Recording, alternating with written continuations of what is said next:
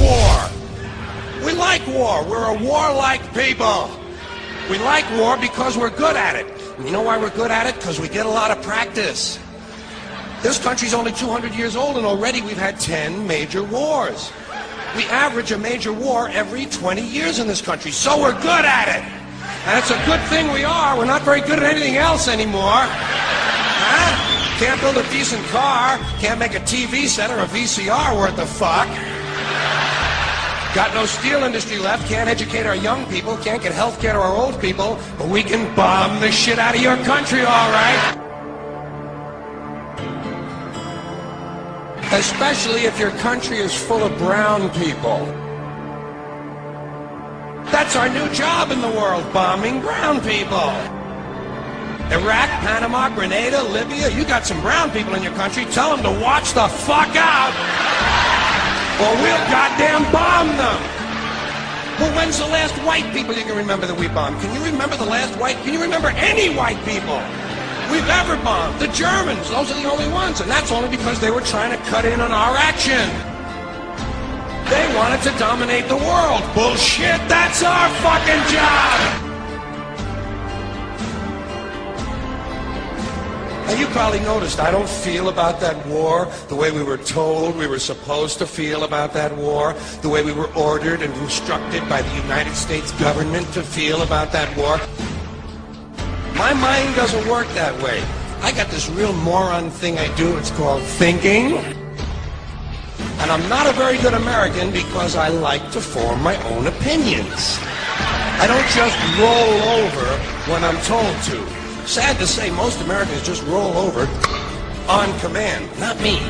I have certain rules I live by. My first rule, I don't believe anything the government tells me. Nothing. Zero. Nope.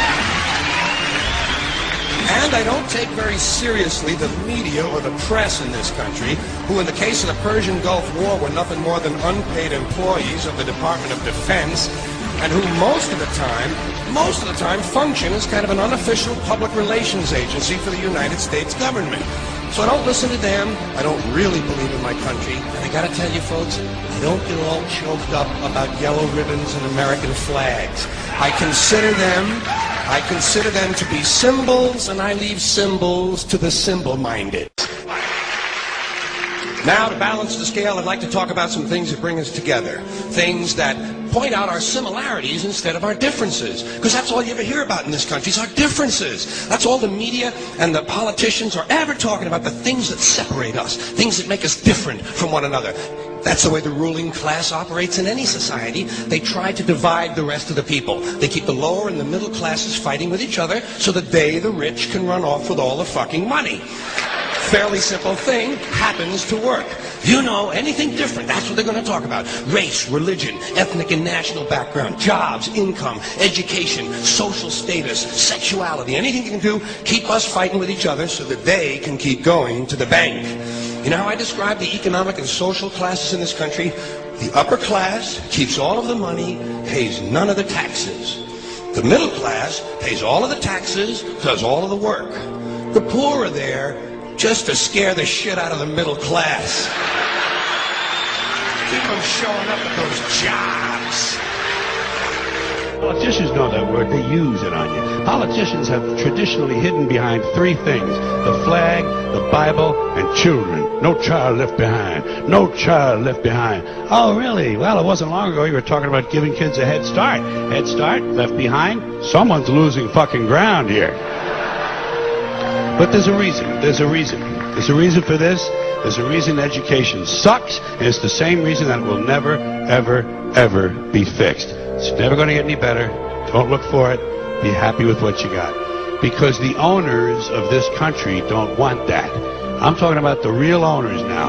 The big, the wealthy, the real owners, the big wealthy business interests that control things and make all the important decisions. Forget the politicians. They're irrelevant. The politicians are put there to give you the idea that you have freedom of choice. You don't. You have no choice. You have owners. They own you. They own everything. They own all the important land. They own and control the corporations. They've long since bought and paid for the Senate, the Congress, the state houses, the city halls. They got the judges in their back pockets, and they own all the big all the big media companies. So they control just about all of the news and information you get to hear. They got you by the balls. They spend billions of dollars every year lobbying to get what they want. Well, we know what they want. They want more for themselves and less for everybody else. But I'll tell you what they don't want.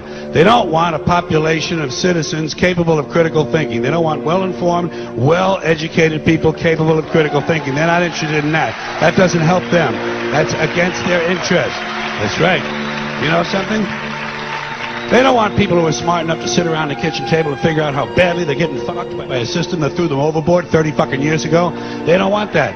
You know what they want? They want obedient workers. Obedient workers. People who are just smart enough to run the machines and do the paperwork and just dumb enough to passively accept all these increasingly shittier jobs with the lower pay, the longer hours, the reduced benefits, the end of overtime, and the vanishing pension that disappears the minute you go to collect it. And now they're coming for your Social Security money. They want your fucking retirement money. They want it back so they can give it to their criminal friends on Wall Street. And you know something? They'll get it. They'll get it all from you sooner or later because they own this fucking place. It's a big club, and you ain't in it. You and I are not in the big club. The greatest form of control is where you think you're free when you're being fundamentally manipulated and dictated to.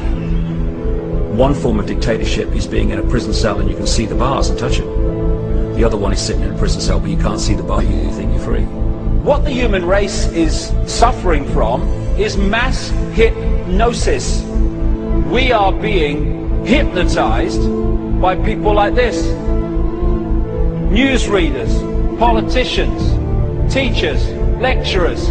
We are in a country and in a world that is being run by unbelievably sick people. The chasm between what we're told is going on and what is really going on is absolutely enormous. The greatest hypnotist on planet Earth is a oblong box in the corner of the room. It is constantly telling us what to believe is real. Historically, the control and manipulation of political opinion has been the Freemasons' main weapon in gaining control of countries and states. Once in control of the rulers and politicians of a country, laws and political structures could be changed in accordance with their agenda. However, since restricting the body does not necessarily mean restricting the mind, the Freemason recognizes that their plan for a global government hinges completely on subduing the masses to their agenda, and thus eliminating opposition to their cause. And the greatest threat to their plan, posing more danger than any army or law, is the threat of a free-thinking mind. In order to eliminate this threat and to achieve their objective, the Masons have set about the boldest plan ever devised: the complete control of every aspect of human life, your life. And the weapons they are using against you are in your very homes, entertaining you and your children, and gradually indoctrinating you without you even realizing.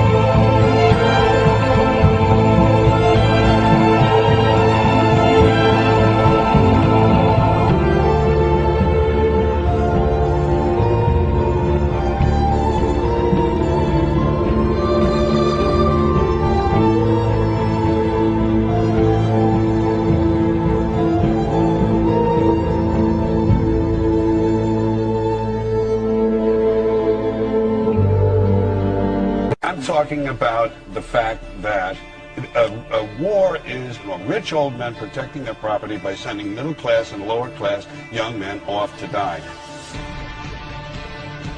Forget these foolish elections. The owners of this country don't care about the poor in general. Owners of this country? What are we going? Is this Karl Marx talking to me? The owners of this country are the voters of this country. You're wrong about that. Aren't the owners of this country the voters in this country who elected George Bush? Not. Listen, for politics, these elections are a charade. It is a charade. Okay. It is. They are meant to. I'll tell you. Listen, just listen for a minute. Learn a little something. Elections and politicians are in place in order to give Americans the illusion that they have freedom of choice. You don't really have choice in this country. All the things that are important reduced in choice. Newspapers in the city, how many? Used to be 3, 4, now it's 1 or 2. They're owned by the same people, and they also own a radio station. Give these people a voting day every year so that they'll have the illusion of meaningless choice. Meaningless choice that we go like slaves and say, "Yo, I voted."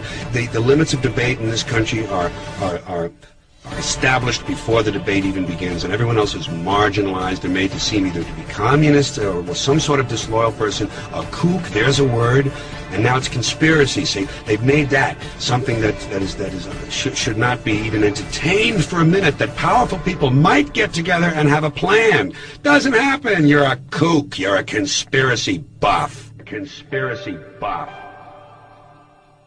Not as a result of a conspiracy, but because... You don't need a formal conspiracy when interests converge. These people went to the same universities and fraternities. They're on the same boards of directors. They're in the same country clubs. They have like interests. They don't need to call a meeting. They know what's good for them, and they're getting it. And there used to be 7 oil companies. There are now 3. It will soon be 2. The things that matter in this country have been reduced in choice. There are 2 political parties. There are a handful of insurance companies. There are about 6 or 7 information things. But if you want a bagel, there are 23 flavors because you have the illusion. You have the illusion of choice. Right. You don't think the real important choice. There's no freedom of choice. That's a great point.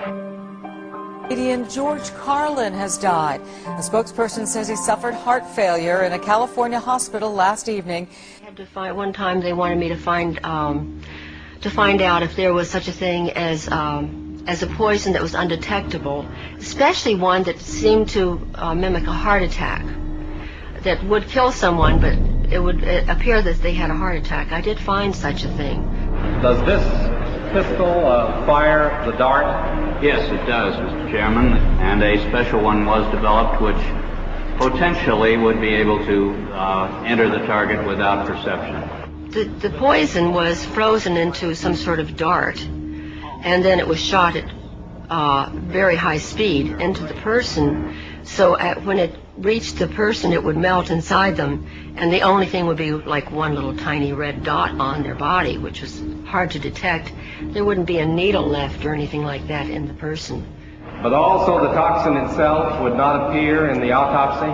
Yes, so that there was no way of perceiving that the target was him. That's a great point.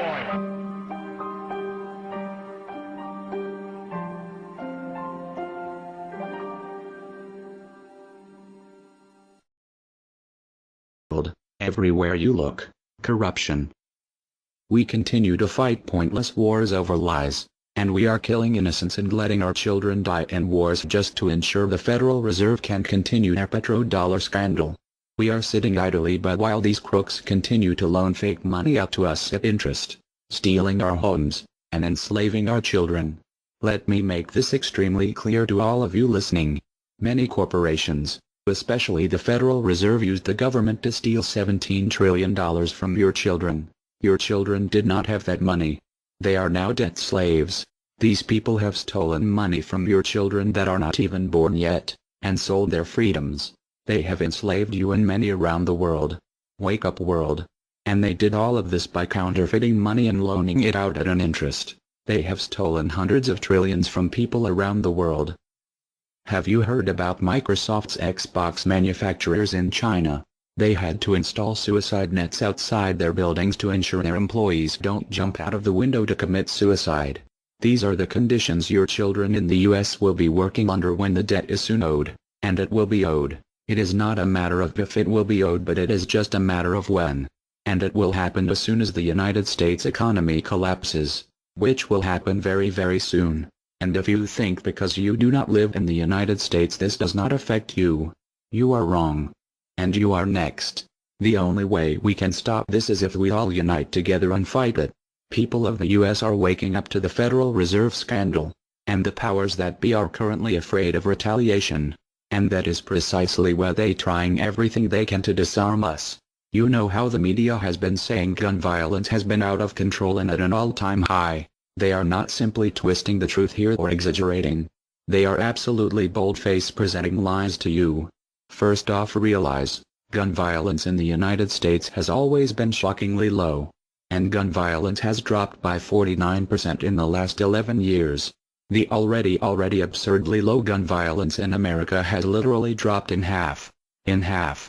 The fact they are saying that it is at an all-time high perfect demonstrates how biased the government and the media is. If this doesn't prove to you that they have an agenda, then nothing will.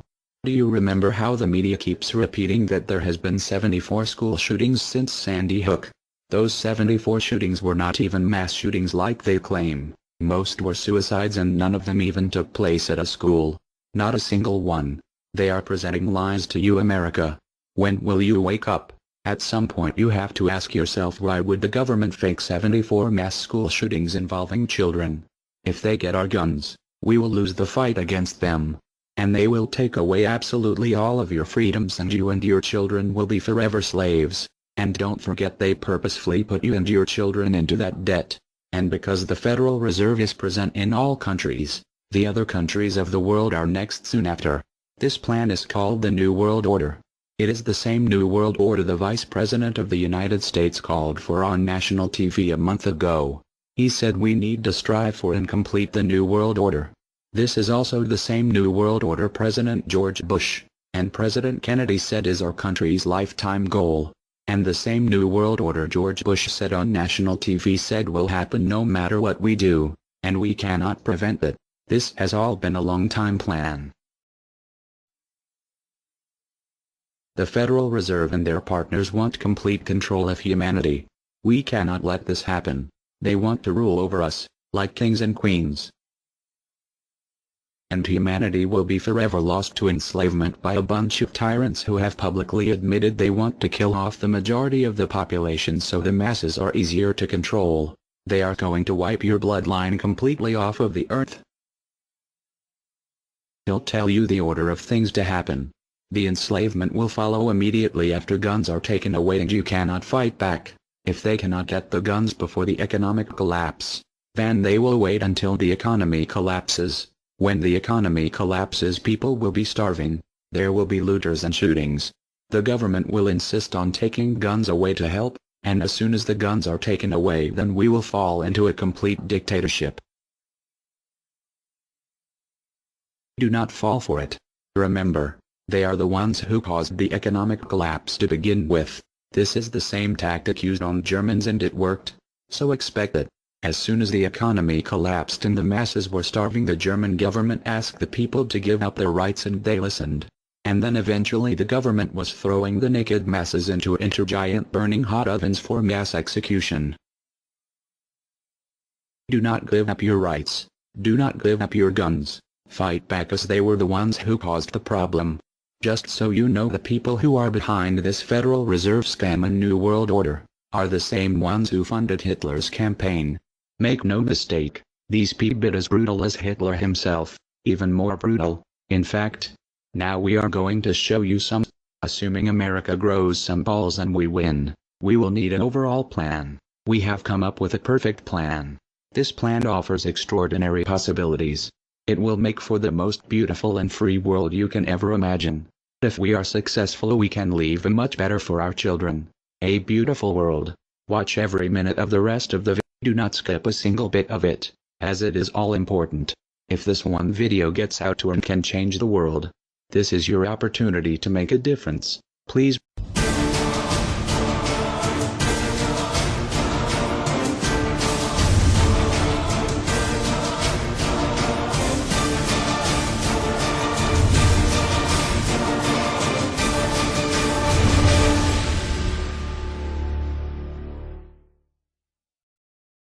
Greetings humanity.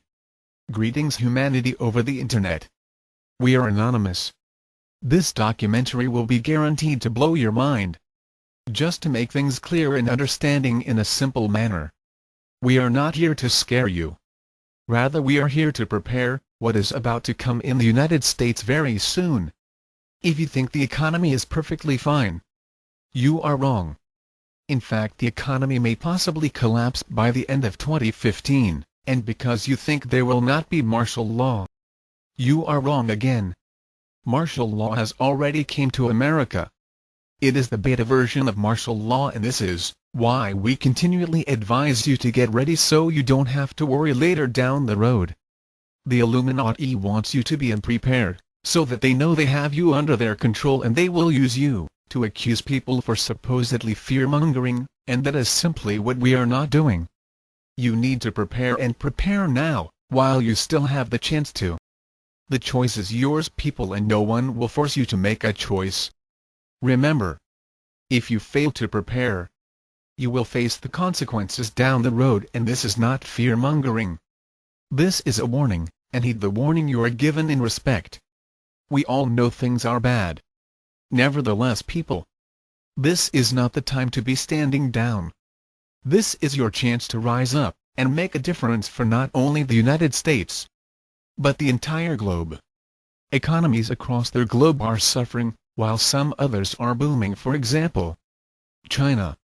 Their economy has boomed, and they recently announced plans for a global currency just a few short months ago, if you can recall, on national television. If you continue our warnings of what is to come, just don't come complaining to us when we told you so and we were right. Listen to truthers. Listen to those who are trying to prepare you. Listen to those who are trying to save your life and getting you ready for the worst and hope for the best. We the people are the last hope, and we need to unite together. The bickering and the pointless fighting, people, will not get us anywhere closer to our goals we are achieving. That does not mean have debates and compromising, which we will suggest, if we come to an agreement on things. And stop with the bickering and fighting over pointless things, if you truly want to make change. Now you don't have to agree with everything people say, and preferably you do not agree with every single thing, and always do your own research. There are many great sources out on the internet, and use them. It does not hurt to research things. Ask questions. Or being curious, as this is part of human nature. The continuation of dividing each other over pointless things shall come to an end. We can, however, forget it. Does not mean we won't forget it. The choice is up to you, people. You decide what side you choose. Choose wisely and don't choose the fatal pill. You need to think for yourself, and nobody is going to do the thinking for you, because all that falls onto you only and no one else. And remember, you can do anything you want, and you are anonymous by default. We are anonymous. We are legion. We do not forgive. We do not forget. Expect us.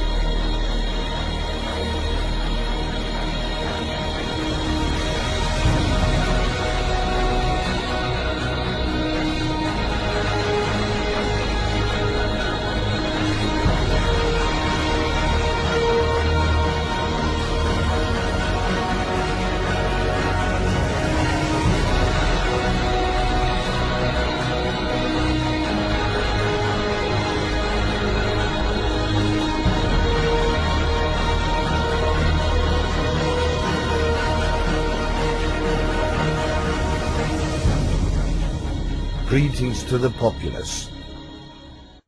This is an emergency warning. Concentration camps. Official document confirming the camps. The same people responsible for the WTC disaster are the same people responsible for these camps.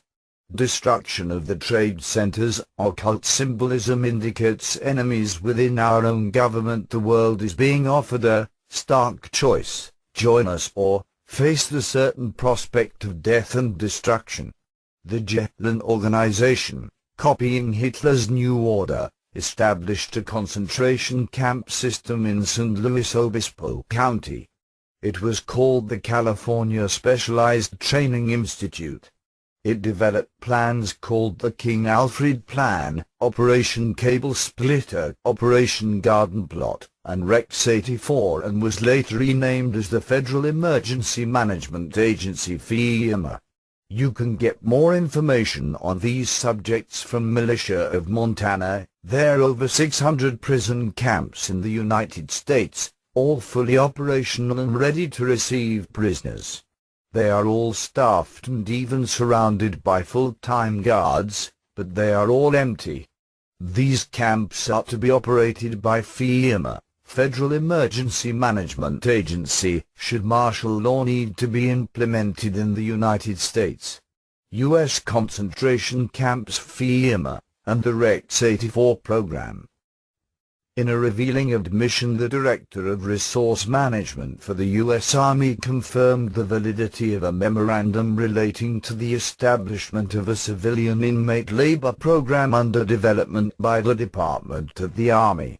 The document states, "Enclosed for your review and comment is the draft Army regulation on civilian inmate labor utilization, and the procedure to establish civilian prison camps on installations." Cherith Chronicle, June 1997. Civilian internment camps up for review. An anonymous source who worked at the plant said that the train cars were prison cars ordered and paid for by the United Nations. He also said that the boxcars had shackles and racks built inside by another company before they left Oregon. The rail line ends in Fort Nelson, BC, where there is a military base. It has been reported by Canadians that most of the military bases in Canada have been designed and built to be utilized as concentration/prison camps. We are anonymous. Prepare yourselves.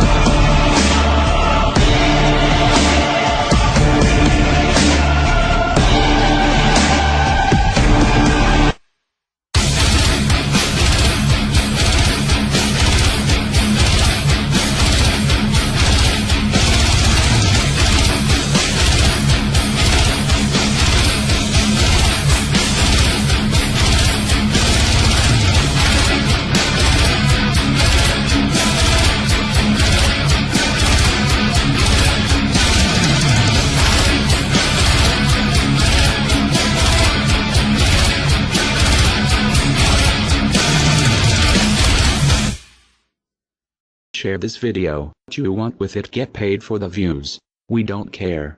Just get the message out there for the world to see. Now sit back and relax, enjoy the movie. FEMA death camps and the red and blue list under martial law. While I have no doubt that the NWO creators at the CIA have their own list of people to round up and terminate, the actual proper agency behind the now infamous red-blue lists is none other than FEMA Black Ops. FEMA is not here to primarily help you. Under a full state of martial law, FEMA is here to send you to their detention camps to sort out who shall live and who shall die. Those unfortunates whose names are found among the millions of fellow Americans on FEMA red-blue lists will never come out of the FEMA camps alive, although they may have to go through hell before they are finally terminated. Such offenders are essentially deemed resistors of the New World Order, as my CIA and military insiders told me personally. Oh, all of us in the CIA know all about the concentration camps in America and their purpose. We all know that their purpose is to terminate resistors of the New World Order under martial law. Source: Michael Maholi, 20 years Naval Intelligence, CIA under Bush Sr. For example, the FEMA death camp of the Mojave is a full gassing cremating death camp, dedicated to the termination of all on FEMA's red-blue lists under martial law. I have previously documented this horrific death camp, and documented the eyewitness accounts of several former NWO supporters who were flown out there. My friends, Doc Marquis, Illuminati, and Elaine Nost, CIA Luciferian, formerly high-level Illuminati Luciferians, but now are supposed Christians for many years, were both flown separately to this facility in the Mojave Desert of California. It boasts a landing strip. According to another contact, a D agent who personally investigated this FEMA facility, it was recently doubled in size to increase killing capacity. It is fully staffed. All staff members wear black SWAT team uniforms. When I asked Doc Marquis what his sentiments were, back when he was a member of the Illuminati and given a tour of his killing facility, his reply was, "Sheer joy. I rejoiced at the thought of Christians being terminated in this place." A chilling response, but typical of this nation's Satanists and NWO supporters. This FEMA death camp was shown off as something the NWO and FEMA was literally proud of. And there are many more FEMA detention camps whose ultimate purpose under martial law is not to save life, but to terminate human lives deemed unworthy of entering into the dawning of Lucifer's New World Order. Know the cold hard facts about FEMA, and then think twice before going meekly to such camps under a state of martial law in your region. We are all on a red or blue list somewhere. Those on the red list will be walked on at 4 a.m. and taken to the camps and probably killed. Red list: these people are the enemies of the NWO. They are the leaders of patriot groups, outspoken ministers, outspoken talk show hosts, community leaders, and even probably net leaders. These people will be dragged out of their homes at 4 a.m. and will be taken to FEMA detention centers and killed. This will take place approximately 2 weeks before martial law is enforced. Blue list: these are also enemies of the NWO, but are followers of the red list folks. These people will be rounded up after martial law is in place, and will be taken to the detention centers and re-educated. Various mind control techniques will be used on them. Most will not survive this. Mr. Springmeyer was not specific on exactly who was on the blue list, but I would guess that people such as you and I are on that list. Yellow list: these are citizens who know nothing about the NWO, which is the New World Order, and don't want to know. They are considered to be no threat at all and will be instructed as to how to behave and will most likely do whatever they are told. Unfortunately, there are too many of these to be effectively controlled, so many will be killed or starved. By the way, once you're in the FEMA camp, they will start chipping the people with the satanic RFID chip 666.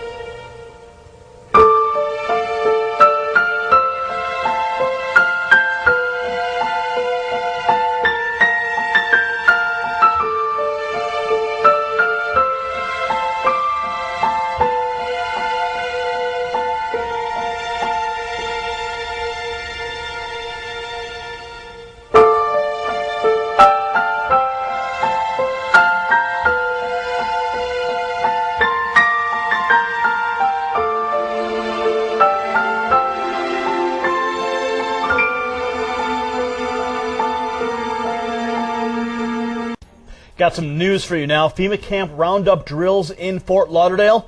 Well, it is not a hoax. The Sun Sentinel has reported, and now video has surfaced of Special Forces operations taking place under the cover of night in Broward County, Florida.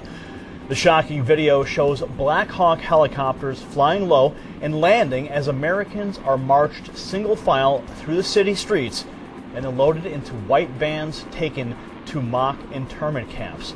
Frightening video. Now 200 military personnel from all 4 branches of the military took part in this coordinated drill, the locations of which were not disclosed to the public prior to the urban warfare training exercise. Now the Sentinel is reporting that, quote, the goal is to prepare participants in realistic, unfamiliar training conditions before they deploy for combat overseas. However, concerned citizens are not buying it, and they believe there is a dual purpose for the action, and that is to train soldiers for real-life domestic martial law. Likewise, it's important to note that the Jade Helm exercises have recently labeled Texas and Utah as hostile territories in documents related to that exercise. Now let's flash back to 2009. The web was then ablaze with the revelation that the National Guard was hiring soldiers to become internment camp specialists. Military Occupational Specialty, Internment Resettlement Specialist. The Army's Internment Resettlement Specialist plays an integral role in providing a uniform system of handling prisoners and detainees. First and always, these MPs are combat support soldiers, trained to fight. Then as internment resettlement specialists, trained to control and supervise detainees, to ensure humane treatment, and to assist them in returning to a productive life. For this job, you must qualify for a secret clearance. Now, for those of you watching right now thinking that this is just some crank conspiracy nonsense and Americans will never be rounded up and forced into camps, I'll leave you with the words of Supreme Court Justice Antonin Scalia. Now, he recently said in February of 2014, he issued a stark warning when he spoke to a group of students at the University of Hawaii.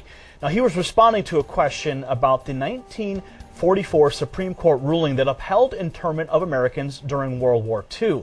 He said, quote, "You are kidding yourself if you think the same thing will not happen again. The ruling was wrong, but I would not be surprised to see it happen again. In time of war, it's no justification, but it is the reality." When a Supreme Court justice tells you it will happen again, perhaps we should listen.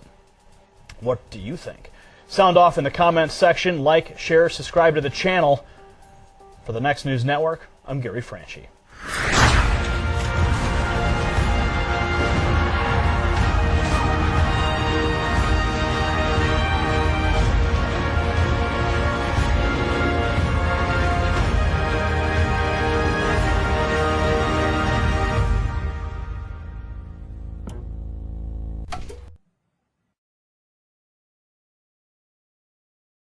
From UFOs to ghost and psychic powers, history is riddled with unexplained events. You can turn back now or learn the stuff they don't want you to know.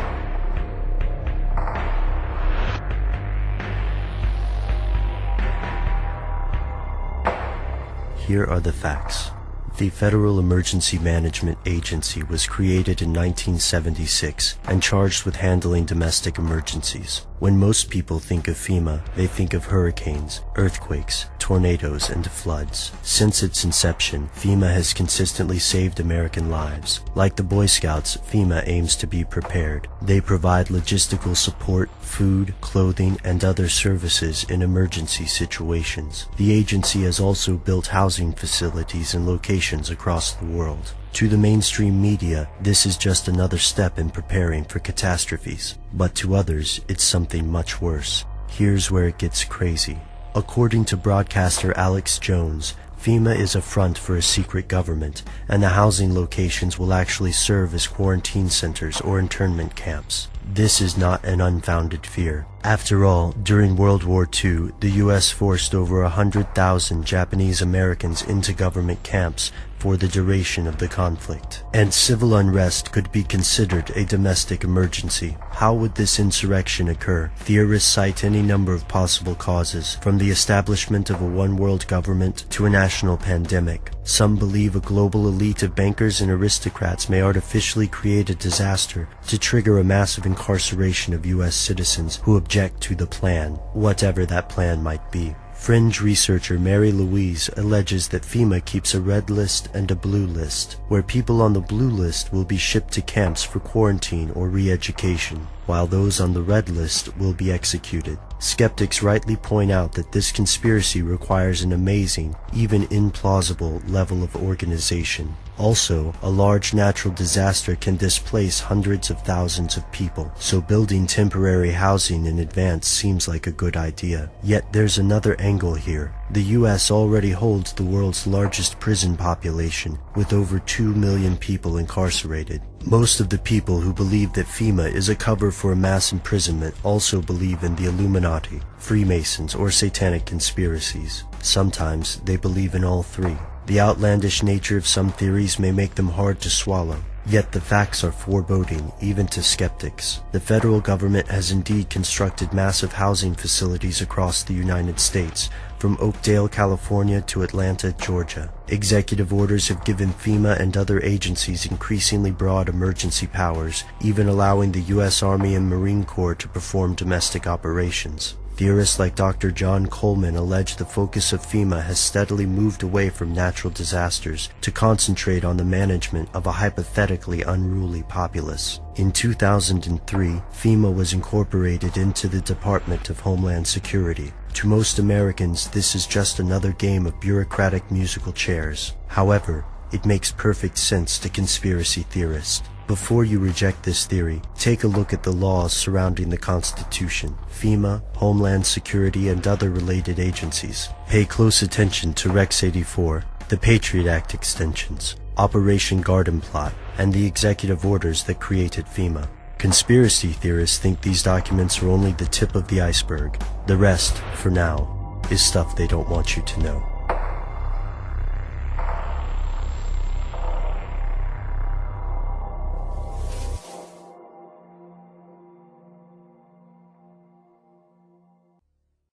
Greetings, citizens of the world.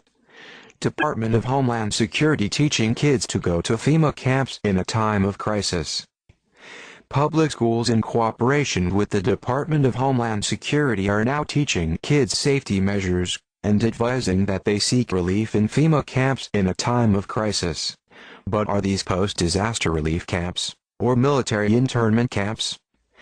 May 23, 2013, FEMA, the Red Cross, and the Department of Homeland Security are now using taxpayer money to educate children in public schools about getting ready for disaster.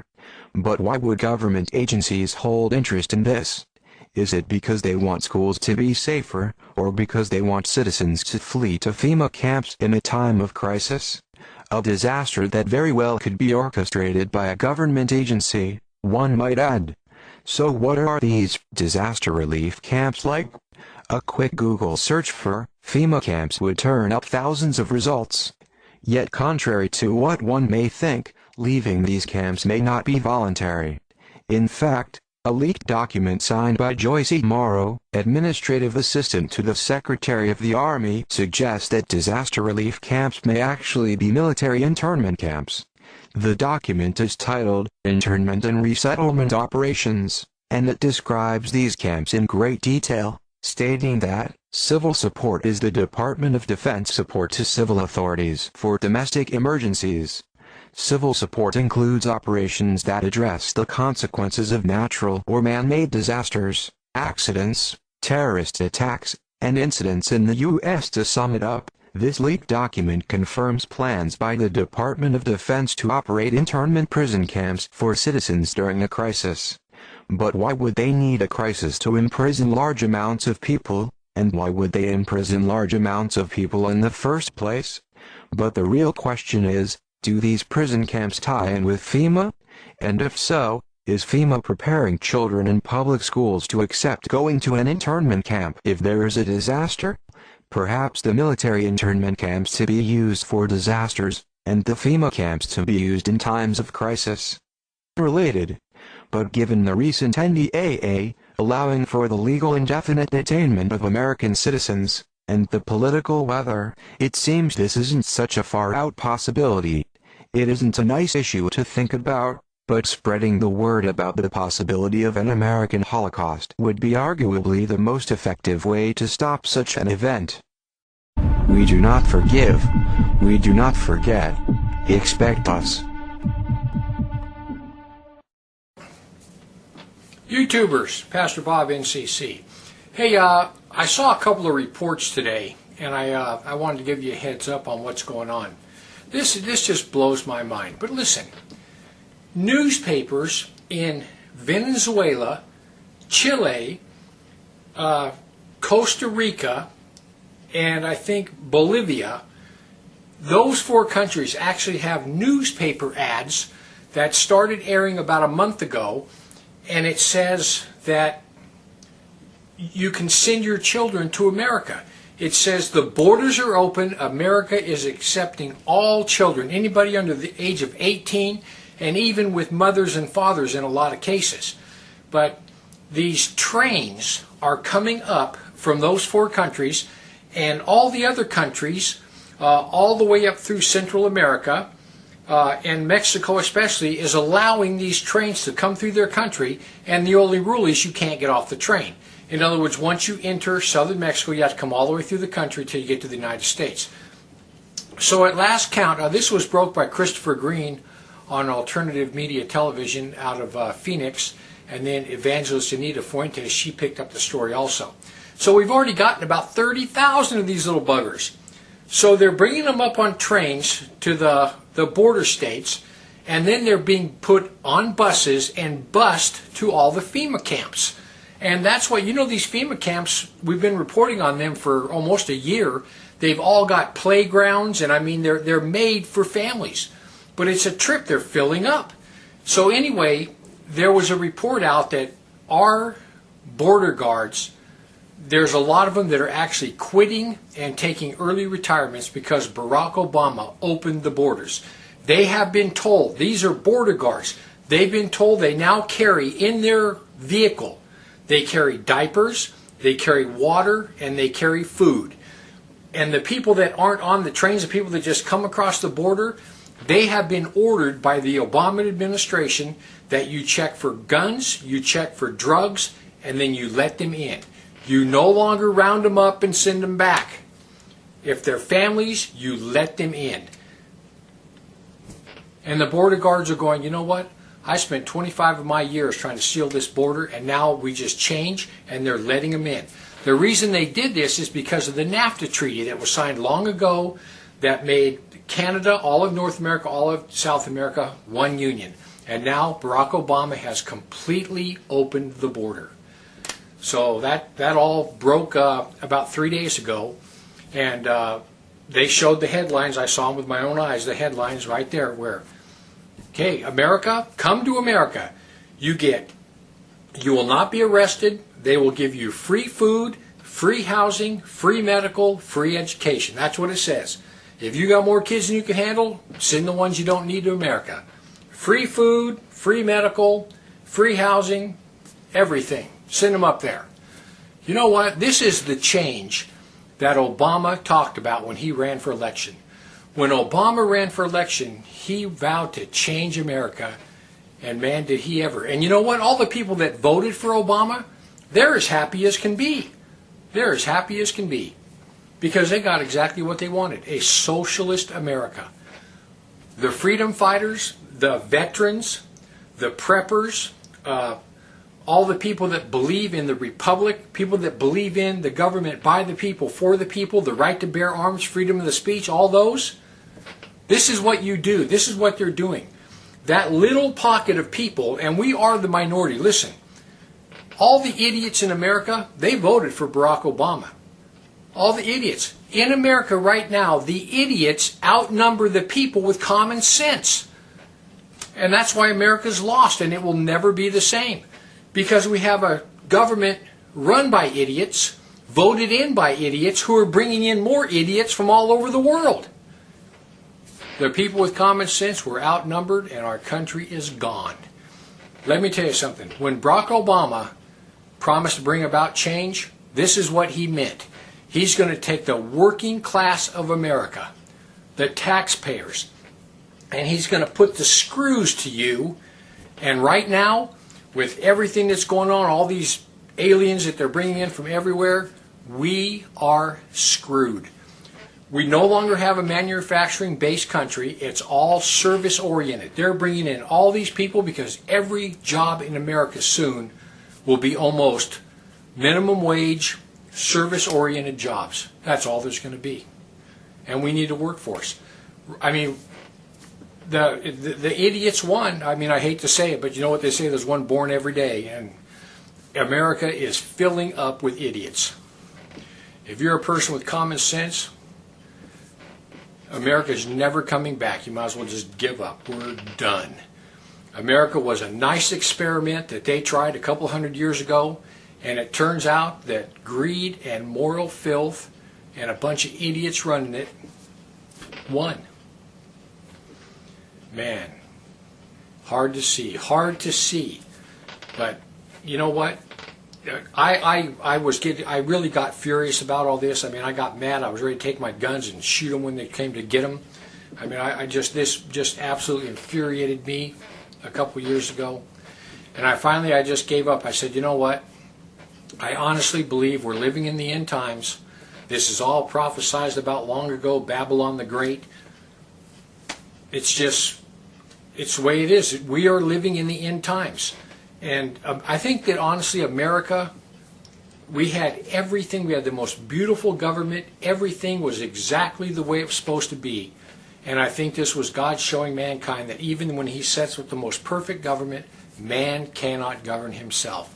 Man cannot govern himself because greed and moral filth always win. People, listen to me. We are living in the end times. We are absolutely living in the end times. It doesn't take a rocket scientist to figure it out.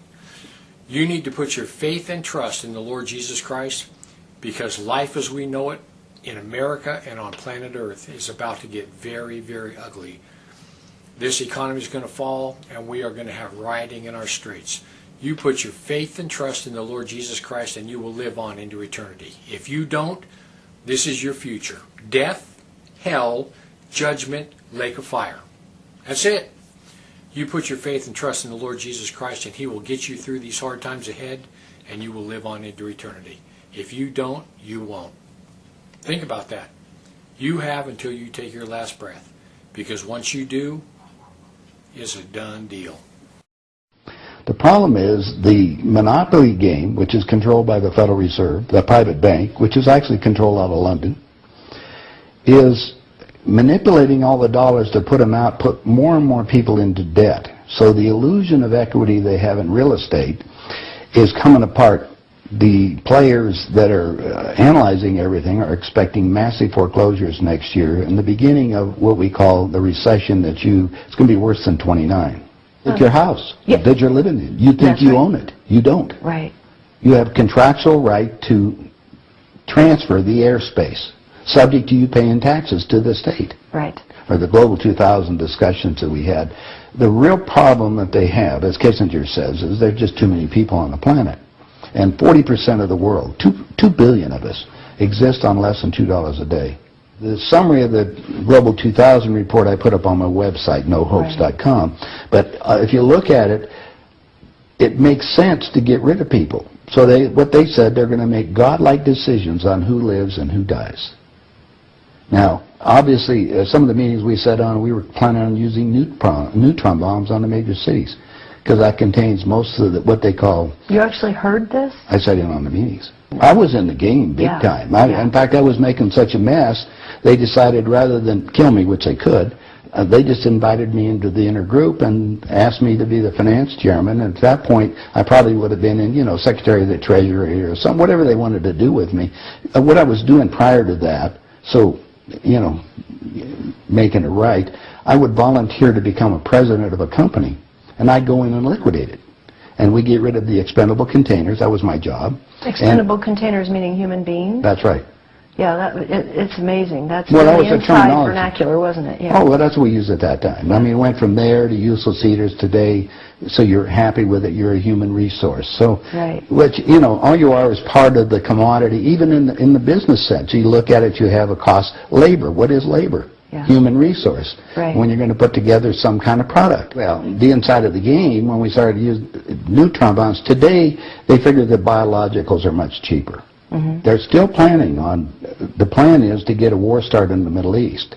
And they're still planning on using a neutron bomb, or one of the bombs that they've got developed on Israel, and that's to begin World War III, which is all on the cards. And it's going to happen. Yeah, they even put a monument up for this whole program. It's called the Georgia Guidestones.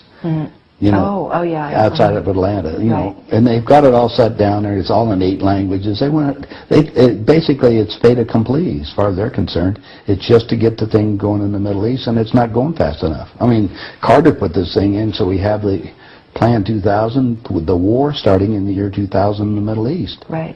Reduce the population of the planet down to 500 million. Have one world currency under the Homeland Security, or FEMA, if you want to call it. They're going to declare an emergency, which are going to shut down everything. My friends, my CIA associates, I don't even call them friends anymore. CIA is crooks in action. Yeah. They're all professional liars. Yeah. I mean, they got to be if they have that job. Yeah. So you have to look at what they're doing. Anyway, they're so concerned they're leaving the country too. Most of them are going to Latin America. Meanwhile, they're closing in every day right now, just closing in to make it so we're going to be set up in these enemy prisoner of war camps. I published a book. It's called Chaos in America. In it, I was asked to build an enemy prisoner of war camp. I put the contract in this book. So you can read it for yourself. This is in downtown Las Vegas, right on the railroad tracks. It says enemy prisoner of war camp. They're all on top. And they're building them all the way across the United States right now. Bush signed an executive order taking the old forts and the army places that we shut down to get those organized to hold the so-called dissidents. Now, what's the definition of a dissident? And the problem is that we're going to enslave ourselves, because most of the people want to keep having food coming in, and you're going to follow the line. You're just walking yourself into your own prison camp. Then we're going to come down to the extermination, just like World War II. Right. Well, Phil and I have lectured together. I know Phil Snyder. He's dead now. Yeah, I know he's dead. And so what about what he was saying about the number of bases at that time? I think it was 129 bases before he died. Underground had already been built. Is that all for the elite? Yeah. Really? What are they going to do with the rest of the people? They just get rid of them, leave them above ground and be radiated. Now, my son happens to be a nuclear physicist. Spent the last 3.5 years in a secret city in Russia. They're about 12 years ahead of us. They have 22,000 nuclear warheads. And, of course, we're the target.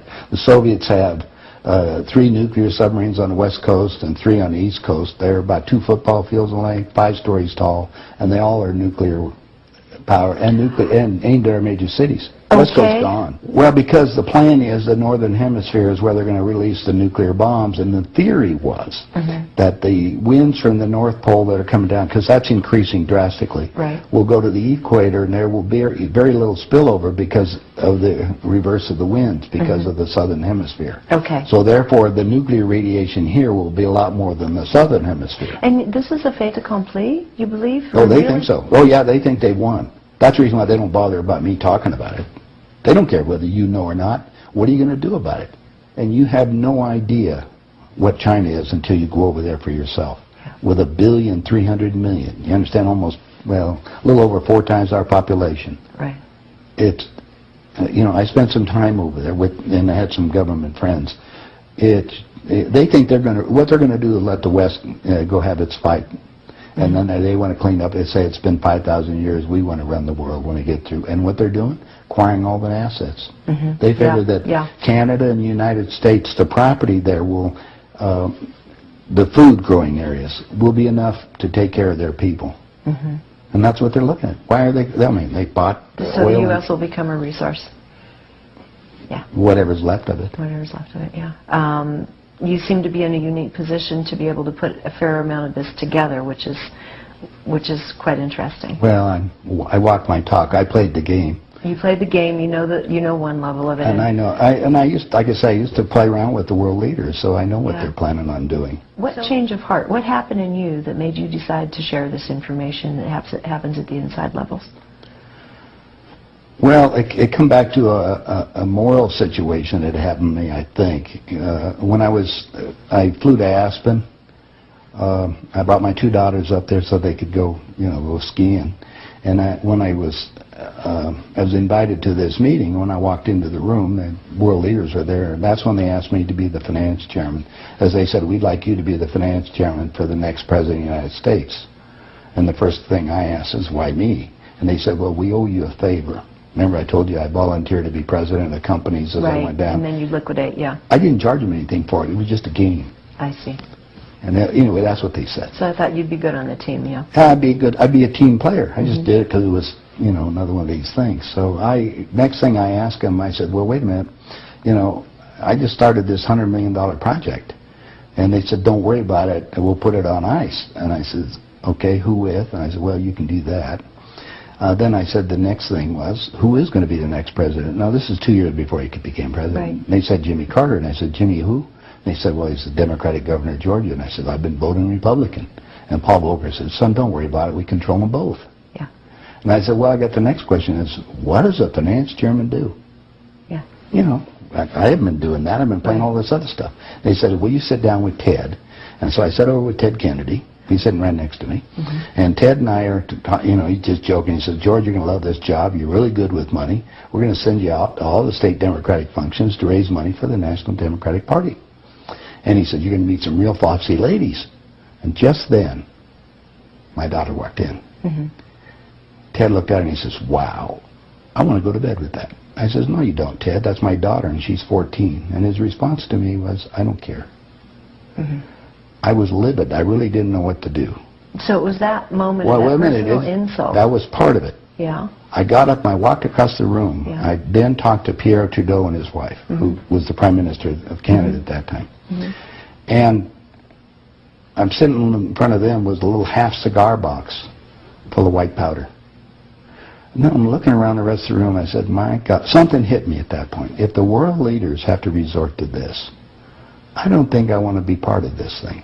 I mean, even to the position, even to the pollution and getting everything else they're talking about, getting rid of all the other people. I mean, I was raised in a packing house and slaughtering animals, and you get to the point where people are just animals at that level. And then I found out a little bit more about the details of the Plan 2000, of the annihilation of the entire planet. I said, I got to stop these people. There's something there. I mean, it's just, they got to be stopped.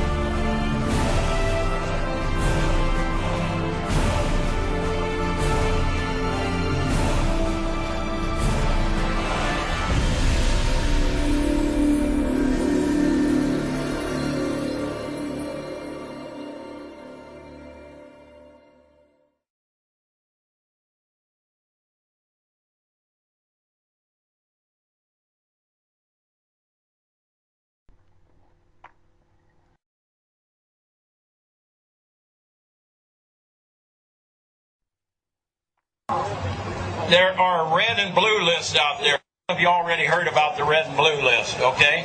And some people are calling my radio talk show on Genesis Communication Network and on the Great Republic Broadcasting Network. And praise God, we got the owner of Republic Broadcasting Network. I think he's going to speak right after me, John, wonderful patriotic American. But anyway, I've had people calling me saying they go out to their mailbox and they find a little red dot or a little blue dot on their mailbox, and they wonder what the little red dot and blue dot is. Well, it's marking your mailbox by the government, so when foreign troops come in here on us after martial law, if you have a red dot on your mailbox, they take you out immediately and shoot you right in the head. But if you have a blue dot, they take you to the FEMA camp.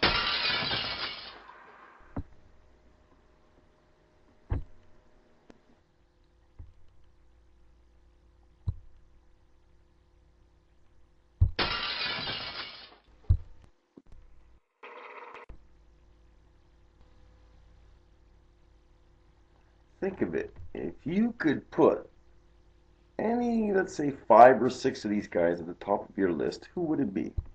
Huh? You ever thought, like, closely?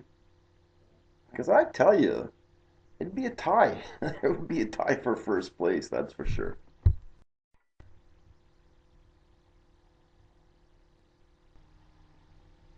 This cunt, Dianne Feinstein, we all know she does it for the money. Oh, God, are you for real? We know what you're all about. You know, she's against the Constitution of the United States, and she gets paid well saying it. Oh, the Second Amendment this, the Second Amendment that. Who are you kidding? Who are you kidding? Yeah, they've got guillotines. Yeah, I know that. I know the FEMA camps, they've got guillotines to show the people to scare them. But wouldn't you just love to put her on a list and just go crack? Eh? How would you feel? How would you feel, Dianne Feinstein? Eh? Huh? How would you feel? Yep. Goodbye. Cunt.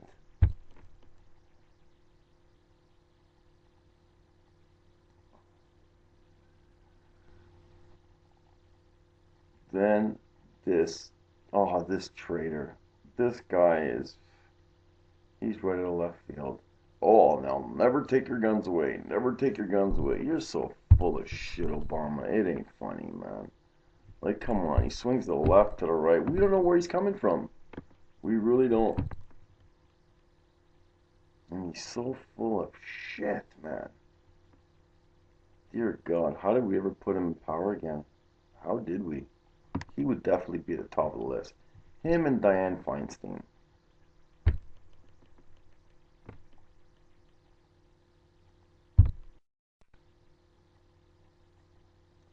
Man, this guy's scary.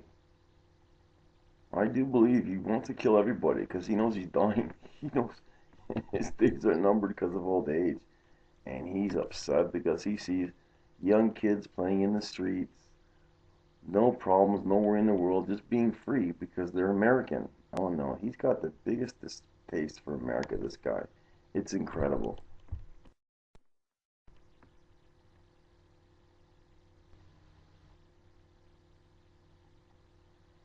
$100,000,000% this guy'd be on the list. We're talking 3,000 people died. He made billions. Do you think he had the decency to donate money, even a fucking penny, to the victims? He smiles at us. He laughs. He's laughing in our faces right now. That's where I put this guy, man. Life. And I put him in a closet, 24-hour. The bastard that he is.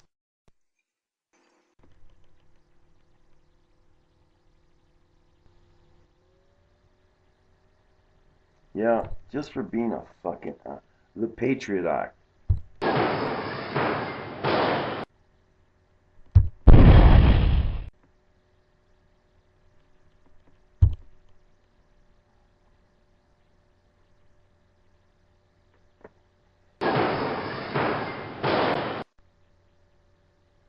Oh yeah, I'd love to see this guy Just suffer. Death would be too good for this guy. 50 years he's played with us. 50 years, man.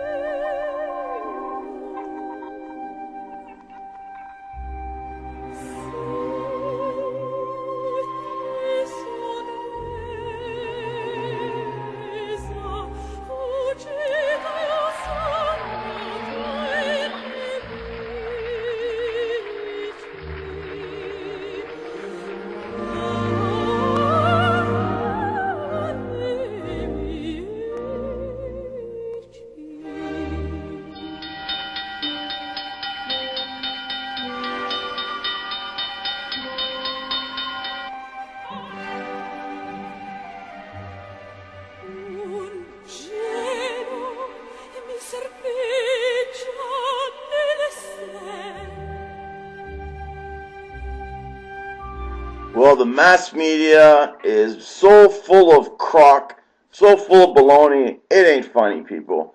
We see it every day, but the greatest thing is happening.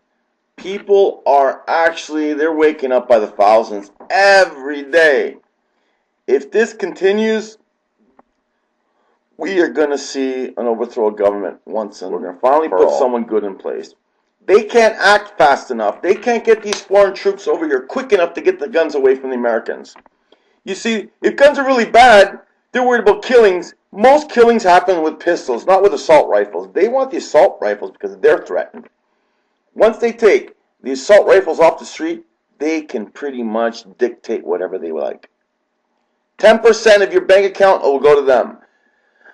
You won't be able to have any more gold. They'll come to your houses. They'll do home inspections. That'll be next. They'll come into your house and say, too many plugs into that wall. Fine. Oh, too much newspaper piled up in the corner there. Fire hazard. Fine. Too much food over 7 days. Fine. That is what the end goal is. Total control. Keep everybody congested in these municipalities where they can control everything. They'll have their predator drones surveilling, cameras everywhere on their hands. That is what they want. That they want to take currency, the actual currency, out of circulation. This way, everyone has a chip, and with that chip, you're screwed. Take, for example, you just got your check, right? In RFID, it's just a statement. The money's in your account. I gotta go get milk for the kids, diapers, and I got my phone bill to pay as well. I could hold off on that phone bill, right? I'll pay it next week because I gotta get milk this week. That's when you have tangible cash.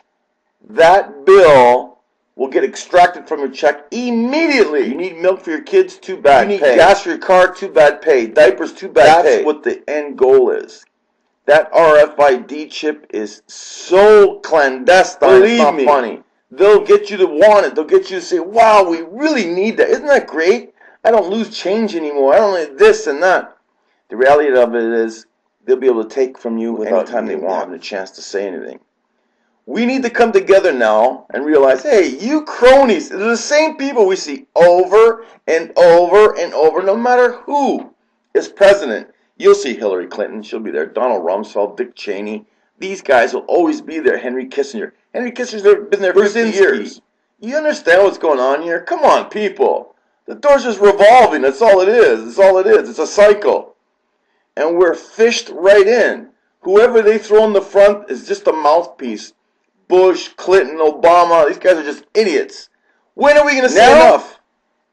Better late than never, that's what I say. If you could do it now, you go for it. You go for it, because I support you 100%. You know, over here in Canada, they get it in the ass. Believe me when I tell you. Canadians gave up their guns long ago. That's why we pay the most for telephone bills. We pay more for our own lumber that we actually grow here than America does. Our own natural resources. You understand how stupid that is? People live in border towns. They will actually drive over to the United States just to buy a bottle of liquor that's made here in Canada, like Canadian whiskey. And if America gives up their guns, they'll get it worse. You guys will have toll bridges from state to state to state. You guys will have everything monetary. Anything you feel has got humanity in it, let's put it this way, it'll be subtracted. And in its place will be monetary. That's right, people, monetary. We are seeing now the biggest incarcerated country in the world.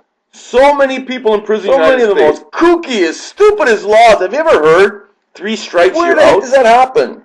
People are doing life for a box of chocolates, a slice of pizza. That's how hungry they are, man. They know they're on that deal, but they're hungry. They're poor. What are you going to do? Oh, let's throw them in jail for life. But guess what? While they're in there too, we'll implement slave labor without the people realizing it.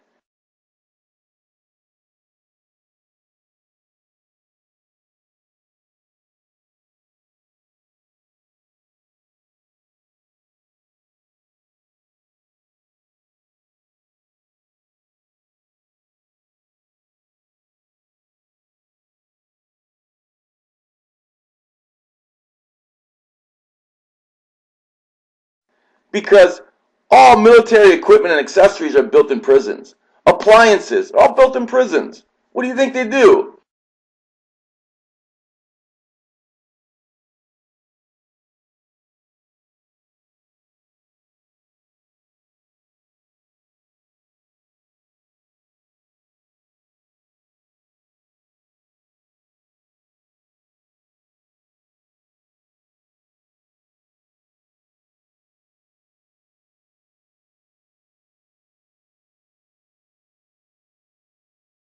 They'll say, okay, listen, you're in prison, you're locked up 24 hours in that closet. Oh, by the way, if you want to get out of the closet, you can come to work. Right? It's free, but at least you get to come out. That's how they get you. The world banking system has learned now to put a barcode on every human being.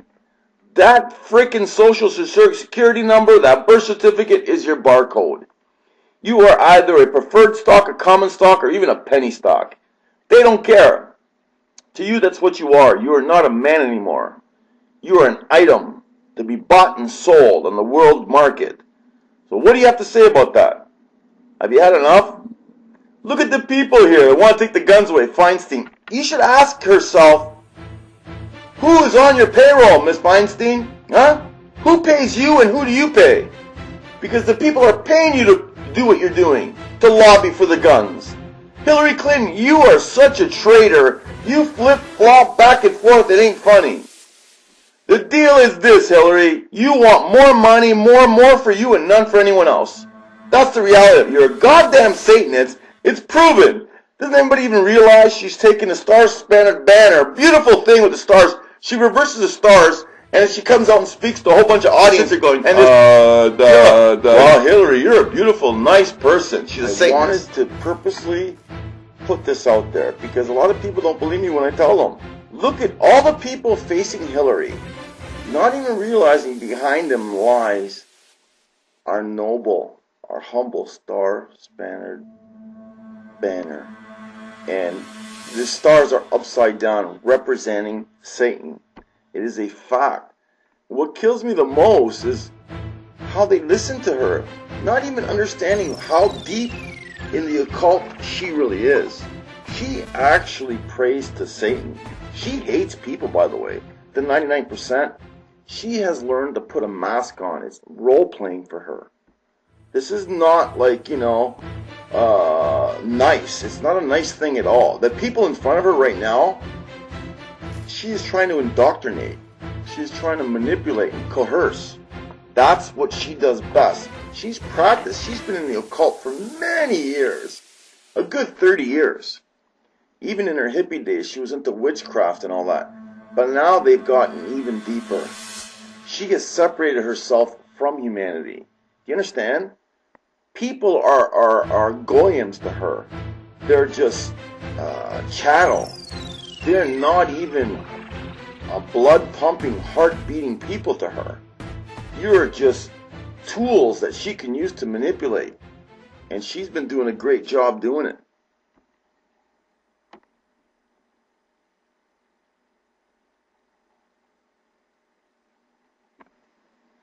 So, still, for those non-believers, knowing like what the stars upside down really are, so I got online and looked at the definition, and it's incredible. Satanism, this symbol is inverted upside down to represent the rebellion or subversion of man, and is known as the sigil of Baphomet. It's used to cast a spell, manipulate, deceive, and coerce. Just as I was saying. It also then has 2 points facing up instead of one. And this is representative of the goat demon, Baphomet Satan. For hundreds of years, occultists have identified the symbol in this way to let the populace know they are in partnership with Satan. And they are in no way holy, generous, loving, or caring. You see, on stage, they portray a loving and caring. That is not the real person. They even prove it to you that behind your back, they have the star-spannered banner and with the stars upside down to show, I've got you. You're under my spell and I will kill you. I will use you to get ahead, to prosper. I am allowed, through Satan allows me to take any man I want, to utilize them as I wish in order to achieve my agenda. And that's what they've done. She's doing it all the time. Don't you see, no matter who's in office, Hillary is there. It's like a rotating circus. It's all a charade. It's a facade, people. Fact. These people are so stupid, taking Christianity right out of America. Let me tell you something. America was built on Christian principles. Once they lose that, guess what? Their identity is totally lost, total dictatorship, total communism. We'll be living in a Marxist society. Harvard University in 1636, named after the Reverend John Harvard. Its original motto was, Truth for Christ and the Church. Princeton's first president, the Reverend Jonathan Dickinson, said, Cursed be all learning that is contrary to the French. On my arrival in the United States, the religious aspect of the country was the first thing that struck my attention. In France, I had almost always seen the spirit of religion and the spirit of freedom pursuing courses diametrically opposed to each other. But in America, I found that they were intimately united and that they reigned in common over the same country. Later write, there is no country in the whole world in which the Christian religion retains a greater influence over the souls of men than in America. The Americans combine the notions of Christianity and of liberty so intimately in their mind, it is impossible to make them conceive the one. Look at Canada already. Canada is so screwed up, man. I cannot tell you. People say, oh, well, Canada has no problem. Bullshit. Canada takes it in the ass. Depending on America. America's our big brother. There's many of us are driving over that border every day. I'll tell you something. If shit hits the fan, you better believe we're supporting you. You have no idea how big the movement here is in Canada as well. We've had enough, too. We've had enough. We're just upset because we don't got no ARs. We don't got assault rifles, man. We just got shotguns, hunting rifles. But that's good enough. Because if we're fighting tyranny, if we are fighting the big, bad devil himself, the slave rider, then we will do what it takes. I will put my life on the line to defend liberty, the sovereignty of our country. That's what society has done for me. It's made me realize, hey, we're all in this thing together. 50 years from now, we won't be here.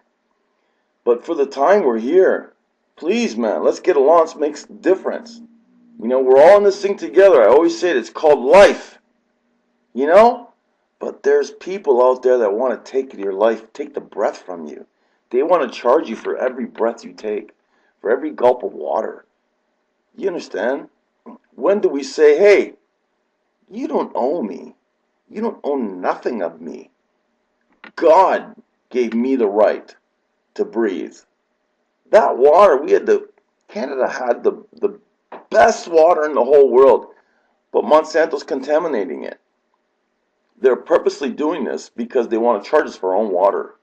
There will come a time, if we let this happen, there will come a time, people, when drinking water will be a thing of the past.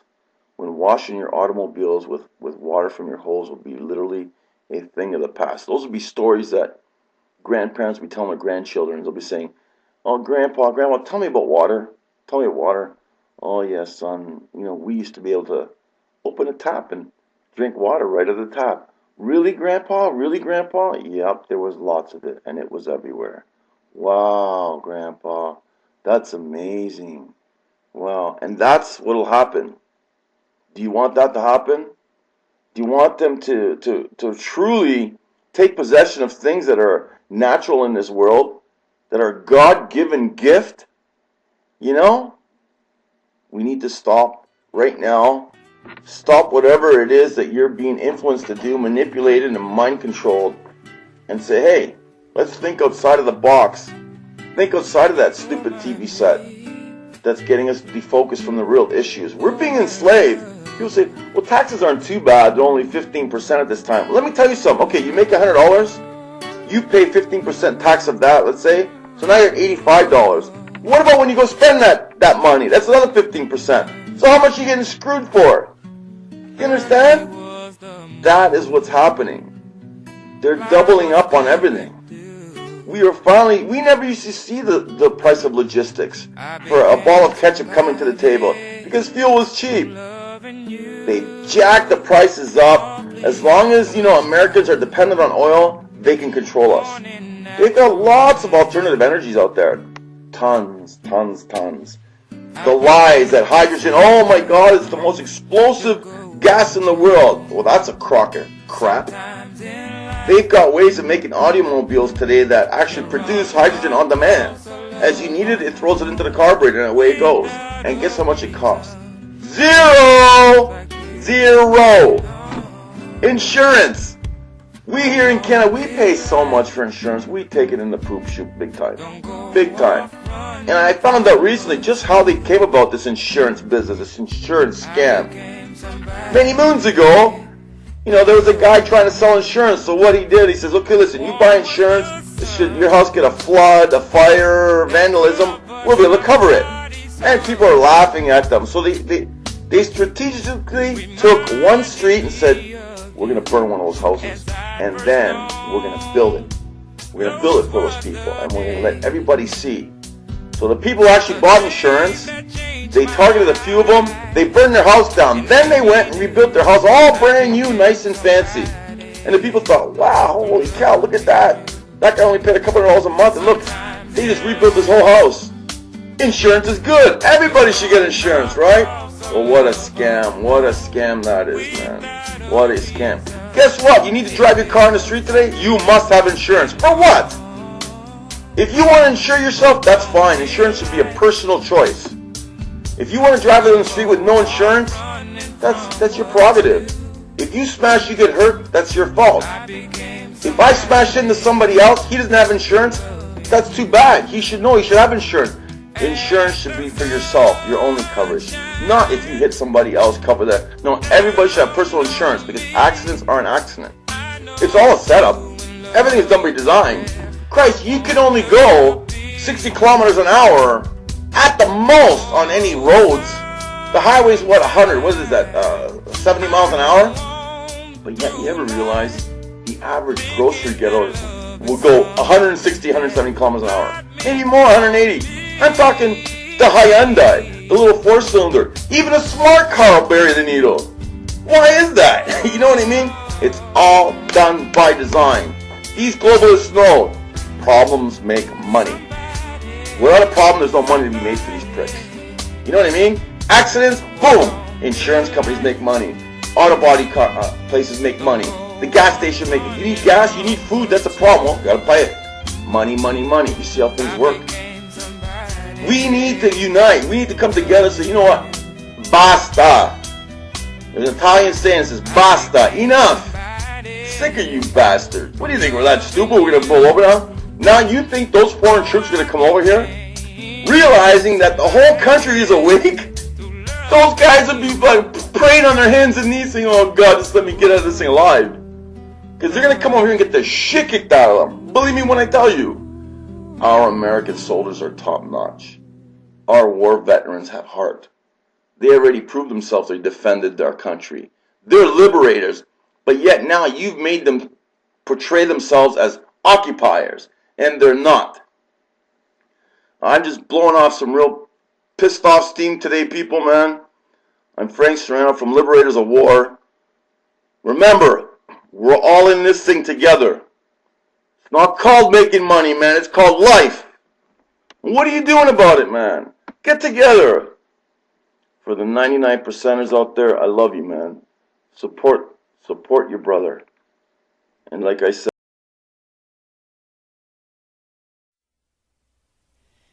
this is Rev Michelle Hopkins. Tonight I discovered something in the southernmost portion of Arizona, near the border of Arizona and Mexico, in the western portion of that border. This is what I discovered. This is a huge prison complex, fully operational, people living there. First of all, there is a road that goes around the entire complex, lined with a fence that goes around the entire complex. Inside that fence and road, there's another road that goes around this portion of the complex. This is portion number 1.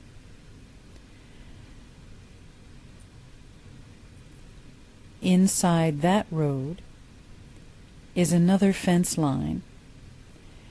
And when you take a look at the fence line, you realize it is bent inward with barbed wire. Very high and bent inward toward the facility, meaning this fence is not to keep people out, it is not to keep people safe, it is to keep people in. That automatically makes it a prison. We have light and camera all along in between this fence line and this barbed wire fence line, which is the basic layout of a prison.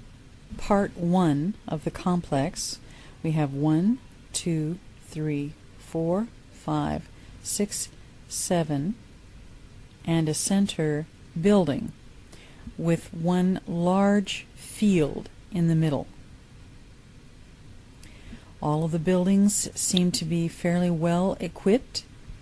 They have central air units on the outsides of the buildings, very bright LED lighting in the yard, and of course lots of guard shacks in the yard and around the entire facility. Look at part 2. It's very different. In this part of the facility, we see outside cages where people can go if they've gotten in scuffles and so forth. Their outside time is spent in a cage. And each one of these barracks has its own fenced-in yard. In area number 3, it would seem to be a little lesser punishment. We have basketball courts. This one actually has people on it.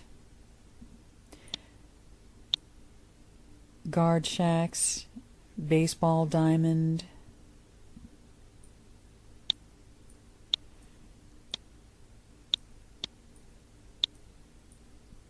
Each building has its own fenced-in area, as well as the main yard. This is a massive prison facility. I would say this one is really high-tech. Very high-tech prison facility. I'll show you where the workers live. A little bit more luxurious, with swimming pools here and other recreational facilities and satellite TV. And all of these things didn't really bother me. I saw a lot of FEMA vehicles. That concerned me. Now this is one thing that concerned me. Not just buses for the inmates, but lots of FEMA vehicles. These appear to be FEMA vehicles, and we find them throughout the facility, driving around the area. FEMA vehicles.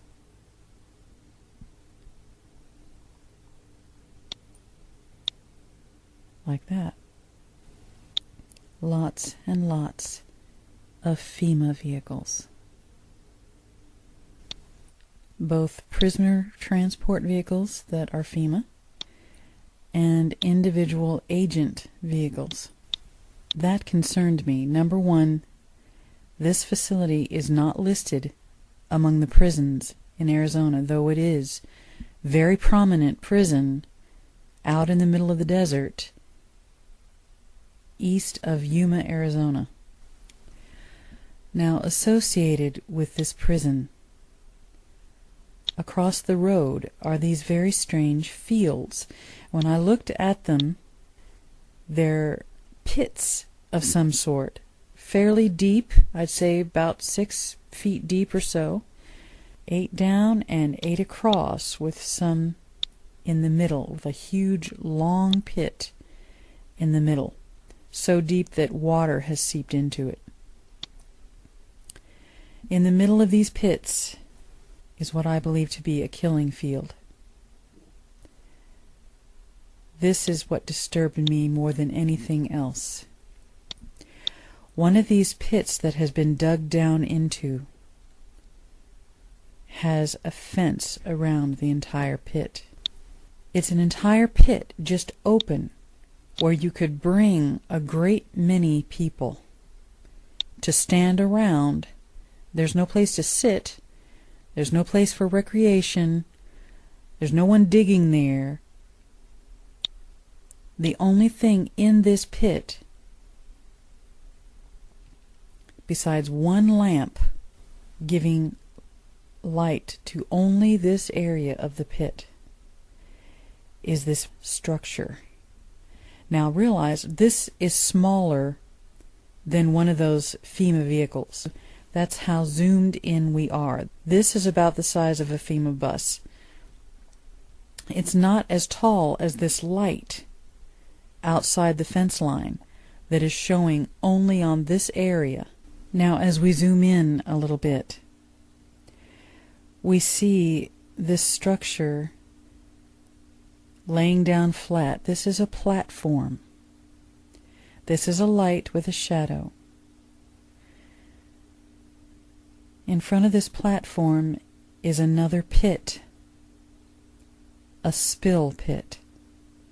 What we see right here seems to be a slab,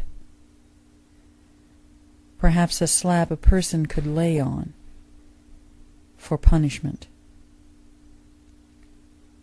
The only punishment, it seems to me, that could be meted in this great huge field with nothing but standing room, one light, one instrument of torture or death, would be a guillotine. This looks like the plank the person lays on. It turns down and is pushed into the guillotine. The person's head goes here, and if you look down on the ground already, it would seem that this may have already been used once or twice. Where are the bodies? Perhaps they have already been packaged. Now we have in this country states that allow beheading as part of capital punishment as a choice for the person who is being punished so that their organs can be saved for transplantation. Arizona is not one of those states. Lethal injection for persons sentenced after 11/15/92, and those sentenced before that date may select lethal injection or lethal gas. Those are the only two forms of capital punishment Arizona offers, which tells me that there's a reason why this prison is not on the map as far as being a state prison in Arizona. It's not even listed as a prison. It's just there. Let me introduce to you the Illuminati card game's method of New World Order tax reform. A famous, rather vulgar comedian came up with a song saying that there is a death that both Jews and Christians could really appreciate, but instead of using an axe to chop off their heads, they should use a hacksaw. In Revelation 13, we are told, the beast, that is the Antichrist, was given a mouth to utter proud words and blasphemies, and to exercise its authority for 42 months. It opened its mouth to blaspheme God, and to slander his name and his dwelling place, and those who live in heaven. It was given power to wage war against God's holy people. The Antichrist, my friends, is going to be waging war against us, God's holy people. If you believe in Jesus Christ, if you are a blood-bought, born-again believer in Jesus Christ, if you follow God, it says in Revelation 13, the Antichrist is going to have power to wage war against us and to conquer us. It says in verse 7, it was given power to wage war against God's holy people and to conquer them, and it was given authority over every tribe, people, language, and nation. All inhabitants of the earth will worship the beast, all whose names have not been written in the Lamb's book of life, the Lamb who was slain from the creation of the world. That verse does not say that every person who is living on the earth is going to worship the beast, and therefore the only people that are here on the earth are non-Christians. That's not what that verse says. That verse says, all those whose names have not been written in the Lamb's book of life will worship the beast.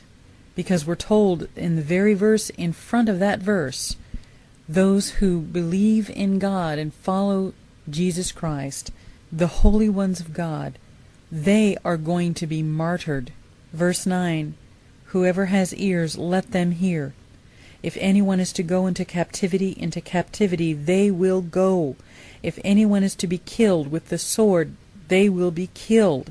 This calls for patient endurance and faithfulness on the part of God's people. My friends, we are going to be here for the duration.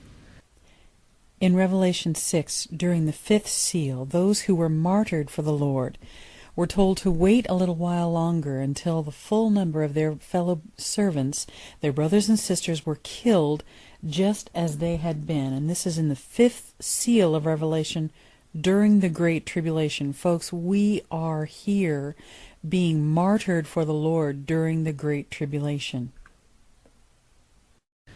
Jesus comes on the last day, at the last trumpet. That is when the dead in Christ rise. That is when we go to meet him in the air and go with him to Jerusalem for Armageddon. And after that, the wedding supper of the Lamb, which happens in Jerusalem, by the way, right after Armageddon, as Jesus takes his throne in Jerusalem for 1,000 years to rule and reign, and we with him who follow him and believe him and who are caught up to be with him, and from that day on are with him forevermore. We are going to be here for the duration, according to Revelation, according to Matthew, according to Luke, and every other prophecy. We are here when Jesus returns on the last day at the last trump. We are here when the Antichrist is warring against God's people. We are God's people. We will be warred against. Even as God's wrath is coming down upon them, their wrath will be coming down upon us. They will be conquering us. But praise be to God, we are greater than conquerors in Him, because greater is He that is in us than he that is in the world. This is Rev. Michelle Hopkins. Thank you for watching, and God bless you.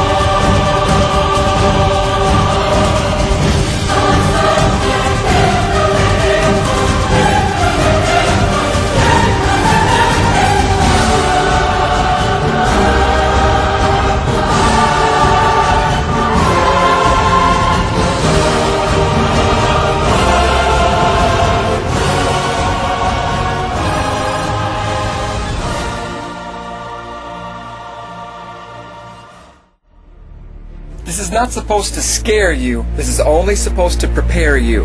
For those of us who have been watching and studying the Word of God, we know about the prophecy that says that the Christian saints will be beheaded for their faith in the last days. During the tribulation hour, many will fall away from the faith because of fear. In fact, the very first ones thrown in hell are the fearful and cowards, Revelation 21:8. We are so close to the hour in which our faith is going to be drastically tested. They've passed the law saying that guillotines can now be used in America for capital punishment. I'm going to show you the law. I'm going to show you the scriptures. I'm going to show you everything you need so that you know that the hour is finally here. What are you going to do about it? Are you going to continue to live a lukewarm carnal life? Or are you going to do what Jesus said and lay your life down? Pick up your cross and follow Him while you still have time. Brothers and sisters, time is almost over. We don't have any more time. We're going to be judged very soon. We're going to be tested very soon. It's time to get serious about our faith and build up in the grace of God and stop wasting our time. Pray for courage, endurance, strength, strong faith, and increased love for the name of Jesus. That way you'll have everything you need to endure the time and the testing that's coming upon us.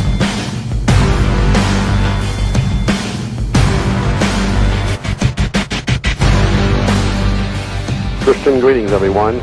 This is Nicholas from Presence of God Ministry welcoming you to this week's Truth Provided broadcast. The website is www.remnantofgod.org. So let's get right to it. Revelation 20, verse 4 says, "And I saw the souls of them that were beheaded for the witness of Jesus and for the word of God, and which had not worshipped the beast, neither his image, neither had received his mark upon their foreheads or in their hands. The prophecy clearly declares that some of the children of God that do not go along with the papacy's mark will find themselves at the business end of a guillotine. All too often, though, the argument arises, how can we, as a modern and more civilized people, use guillotines? I mean, would this not be barbaric as well as insane in today's age? After all, we're civilized, and execution methods of the Dark Ages are just plain outdated. Therefore, this must prove the prophecy of Revelation chapter 20 to be completely false, right? Well, you may want to suggest to those that speak such words that they should hold on to their hat. A couple of years ago, I made a statement that information had crossed my desk regarding the reality that thousands of guillotines were being stored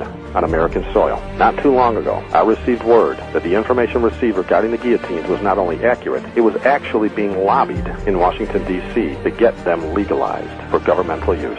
Georgia and Montana as the recipients of these guillotines. 15 or 30,000 guillotines have been shipped to Georgia as well as Montana for safekeeping until such a time as they're needed. If it's true, what are they up to? Some of us may recall the video of a man being electrocuted in a Georgia prison facility. We know that if you do not place water on the sponge upon the man's head, his death will not only be prolonged and extremely violent, his head will actually ignite during the process. Fact is, many are aware, state executions are never videotaped as well. However, some tape appears of a man being electrocuted in Georgia, and it somehow surfaces in the general public. They did not place water as a necessary conductor in that sponge, because the video did in fact show the man's head igniting after he bounced around for quite some time in that chair. To think someone would actually put someone through such a torture act so as to just get the law lobbied? Why do you suppose a video would surface of an execution when videos are never made at executions from what I understand, and most certainly never released to the public if they were made? And why do you suppose they somehow forgot to place water on that sponge? Well, the answer is plain. The video was released so the American public can see it and complain about the inhumane methods used, thereby giving the government officials a springboard to start lobbying process for guillotines. The governing officials in Georgia were shouting it was inhumane to kill people like this. You know, the prophecy declares that some will be killed by guillotine, and that is what must occur. Not long ago, after that video surfaced, many state officials, including the governor of that state, started a massive campaign to stop executions by electrocution. What was their decided choice for execution, you ask? A no-brainer, huh? The guillotine. Now, some of you may be asking why we would have government officials lobbying for laws that would require guillotines as a way to kill those they deem worthy of death. And so the common sense question would be, of a non-believer, why? With our technology, with all our civilized ways, with all our humane laws, what would drive men to kill with such a thing as a guillotine? Money, money, money. That's right, folks. The almighty dollar bill is what they worship. They truly serve the god of mammon. You know, we're living in an age when we see commercials on TV telling everyone in the USA to sign the backs of their driver's licenses so they can harvest our organs for profit. You know, the doctors jump at the first opportunity to harvest your dead loved ones before they even have a chance to get cold on the table. Think of it. You can now get over $40,000 for one kidney. Imagine what an entire human body is worth. Why would guillotines represent the better option? Why don't they choose lethal injection as an alternative? I mean, it seems peaceful. Let's get back to common sense. Because the organs would be poisoned and not worthy of harvesting. Bottom line, you can't make money. What I'm about to share with you is an excerpt from Bill number 1274 in the Georgia House of Representatives. You can view the entire bill on the Georgia House of Representatives website. Notice how the bill lets the cat out of the bag as to why they wanted the guillotines in the first place, and it's not as they said when they brought it to the public's attention. This is Georgia House of Representatives, or 95-96 sessions, the House Bill 1274, Death Penalty Guillotine Provisions, Code Section 17-10-38-17, 1044, Section 1. I'm just going to read you these two small paragraphs. You know, it's from line 11 to 16, and then it jumps to 18 to 115. Nothing to it. It says, law. To amend Article 2 of Chapter 10 of Title 17 of the Official Code of Georgia annotated relating to the death penalty, generally so as to provide a statement of legislative policy to provide for death by guillotine, to provide for applicability to repeal conflicting laws and for other purposes. Now listen to this paragraph. The General Assembly finds that while prisoners condemned to death may wish to donate one or more of their organs for transplant, any such desire is thwarted by the fact that electrocution makes all such organs unsuitable for transplant. The intent of the General Assembly in enacting this legislation is to provide for a method of execution which is compatible with the donation of organs by a condemned prisoner. The video that was released of the man in the electric chair declared quite boldly, this is inhumane. Did it not, for those of us that saw it? Yet we see here in the wording of the Georgia House Bill number 1274 therefore their main concern is not whether or not it's inhumane. The bill states plainly, electrocution makes all such organs unsuitable for transplant. Think about how advantageous this beheading affords them. Our technology is such that these headless bodies can be kept alive indefinitely with the machinery that we have in our hospitals today, so as to assure the organs stay fresh. Let's imagine. Let me ask you. If you're in jail, for whatever reason, the government has put you there, and they decide you have to die, what choice of execution are you going to take? Seriously, what person in their right mind is going to say, fry me, I want to bounce around for a few moments in writhing pain? The prophecy declares the children of God will be jailed and executed by guillotine. And we see that soon that will be the case in Georgia. And quite honestly, I do believe they will not give the prisoners a choice on this anyway. When the money starts funneling in, death by guillotine will become mandatory. I mean, common sense again. Did they ever give people a choice not to be electrocuted in the past? So why would they let them decide in the future? For whatever reason they think of. Many of us will be indeed blessed with the wonderful opportunity to die a martyr's death for our Lord and Savior Jesus Christ. We'll have that blue ribbon around the base of our robe in heaven for eternity. And don't think it'll stop in Georgia. 30,000 guillotines is a bit much for one state. They always start somewhere and move on from there. So does anyone know how many large cities there are in the USA? Are there 30,000 of them? I truly don't know, but if you divide 30,000 guillotines by 50 states, you come up with 600 guillotines per state. And I know there's not that many big cities. I mean, you got Chicago, you got New York, you got LA, you got Miami, you got some big cities, but then you got some of the smaller cities like, say, Champaign, Illinois, or even Oaklawn, Illinois, and stuff like that, But will they be used as a scare tactic? Well, yeah, sure. They're going to use it as a scare tactic. You better believe it. And by the way, how do you suppose Christians will end up behind bars? Sure, most of us will have fabricated crimes designed around us. There are certain crimes that they're going to put against us that we may be convicted of that we don't even know how, where they're coming from. And what are some of these certain crimes? Headline, national issue. One court for all the world. Now, this is an old article, of course, but it bears hearing at this point. A United Nations meeting in Rome is wrapping up 5 weeks of work on a proposed international criminal court. The new court would have worldwide jurisdiction and could investigate, indict, hold, try, and punish those who committed certain crimes. The proposed international criminal court would subject Americans to a new world authority. Why are they so vague about the certain crimes? And what do you suppose a certain crime would be for Rome? From Joshua Strong's book, Our Country, Chapter 5, paragraphs 2 to 4, it says, the Archbishop of St. Louis said this, heresy and unbelief are crimes. But anyway, the article says, here, heresy and unbelief are crimes, and in Christian countries, as in Italy and Spain, for instance, where all people are Catholics, and where the Catholic religion is an essential part of the law of the land, they are punished as crimes. Every cardinal, archbishop, and bishop in the Catholic Church takes an oath of allegiance to the Pope, in which occur the following words, heretics, schismatics, and rebels to our said Lord the Pope, or his aforesaid successors, I will to my utmost persecute and oppose. The Vatican has the one world court. The Vatican has the one world church. And then the people of God will be arrested for certain crimes. And the United States of America will do exactly as prophecy said it would. It will help Rome kill the Christians and enforce the mark of the beast. And of course, many of us will choose death. Many of us will choose death. Many of us will choose death over denying the truth we know in Christ. Praise God.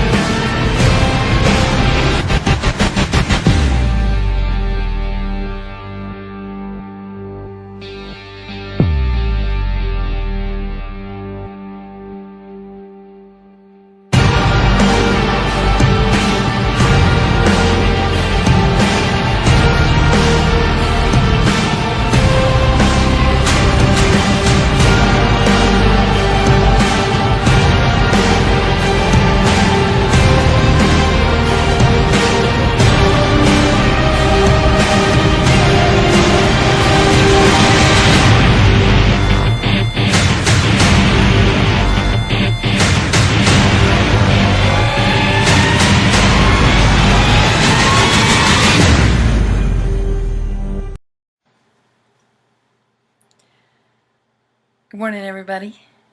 This is April 16th, 2015, and I'm Cindy K. Courier. And it is a rainy day here at Lake Norman, but it's a little chilly, so it's still pretty out there on the lake.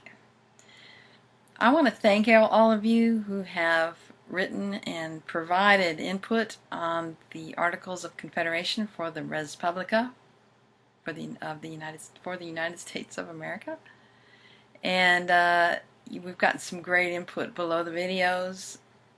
Really good input in a Facebook group called Living Without Money, which I'd like to invite you to join. Also, some good discussion in the Skype room and via email. So let me give you all that information so that you can join these discussions. Of course, below this video, which would probably be the easiest if you're watching this, rise.together is the Skype contact. cindyk@gmail.com is my email. And what's the other one? I don't remember, but the website to go to look at the articles is AmericanLawOfTheLand.com. And click on Articles of Confederation. And you'll see, if you click on the link, you'll see the latest draft. And I also want to thank you for subscribing. While we were sleeping, we hit 1,000 subscribers to this channel, so thank you. Okay, I got an email from someone yesterday who asked not to be identified. He didn't say much. He just asked a question that got me really thinking. He wanted to know if I related the Walmart closings in the Southwest that we talked about yesterday to the tunnels. And to be honest with you, I knew about tunnels and I knew about the Walmart closings, but there were some other things about Walmart that I didn't know. And so I want to thank you, you know who you are, that prompted this investigation. This morning I decided to enter 3 words in a Google search: Walmart, DHS, and tunnels. And I want to share with you now what I came up with.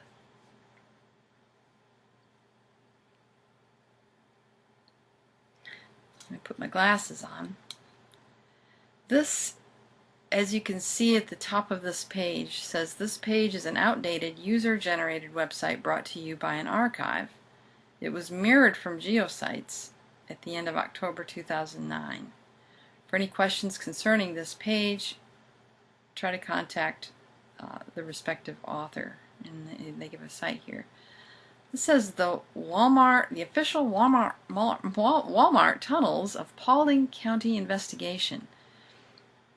In order to further protect the homeland and ensure the safety of its citizens in case of nuclear, biological, or chemical attack, a joint venture of the NSA, DOD, MIB, DHS, CICs, DFCS, and BK has been created in order to create an expansive tunnel system throughout the South. These tunnels will also serve as conduits for national defense to rapidly move troops, supplies, and armor throughout the nation between strategic topographical locations. A map of the believed military and government installations affected and connected by this tunnel system, Paulding County, Georgia, is said to be the central location of the project. Yorkville, Georgia, is to be a terminus of sorts for the hubs in Anniston, Alabama, Raleigh, Durham, North Carolina, Greenville, Spartanburg, South Carolina, Macon, Georgia, Outlook Mountain, Tennessee, Lockheed Martin in Marietta, Georgia. Walmart's involvement in the project has not yet been officially commented on, but it is generally perceived that Walmarts in these areas are staging areas for the tunnel project. It is to be noted that this project is under a great deal of scrutiny by those who live near the ongoing construction project. Analysts do not believe the project will be available for public use and will not be publicly acknowledged. Rumors of usage by NASA reports of installation in Huntsville, Alabama have been found to be true. Okay, you sleuths out there. You know, we've been saying that we, to do our due diligence. Those who live in these areas, we've been encouraging you to take your cameras, take pictures, pay attention to what's going on at Walmart. What a better way to access tunnels than through what would look like plumbing. And if you do some searches on this, you'll see that people are posting information that no permits have been accessed or applied for by Walmart to do that kind of work. So, none of us really think there's plumbing stuff going on. What is going on? It looks like tunnel stuff, actually. So, that's pretty interesting. So, that gives us another direction to look, doesn't it? As you know, I usually, I don't want to go off cocked on things. That was a 2009 post. Who did it come from? Not sure. I didn't write to Geosites to find out. But what I did do was pay closer attention to another post that was made yesterday.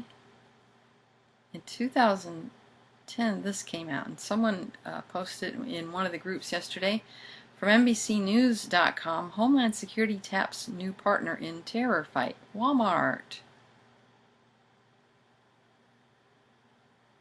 By month's end, 588 stores will participate in See Something, Say Something campaign. The U.S. Department of Homeland Security has enlisted a new partner in its fight against terrorism, Walmart. Let's just see what this video says. Hi, I'm Janet Napolitano, Secretary of the Department of Homeland Security. Homeland Security begins with hometown security. That's why I'm pleased that Walmart is helping to make our communities more safe and secure. If you see something suspicious in the parking lot or in the store, say something immediately. Report suspicious activity to your local police or sheriff. If you need help, ask a Walmart manager for assistance. Thank you for doing your part to help keep our hometowns safe.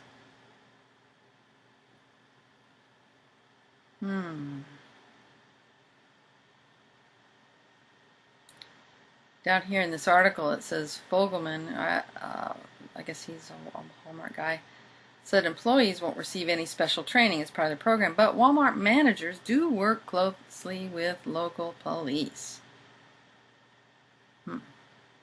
Okay. So I'm going to put this link below the video so you can check out that article as well as the link to this. Let's take a look. We want to take a look at some of these tunnels here.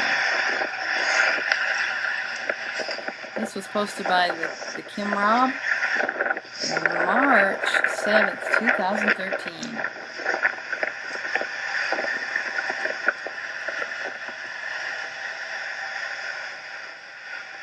Goes all the way to Washington, D.C., huh? Goes all the way to Washington, D.C. Yeah, you Homeland Security? Yeah. How far have you taken this down to, how far have you actually ran a load?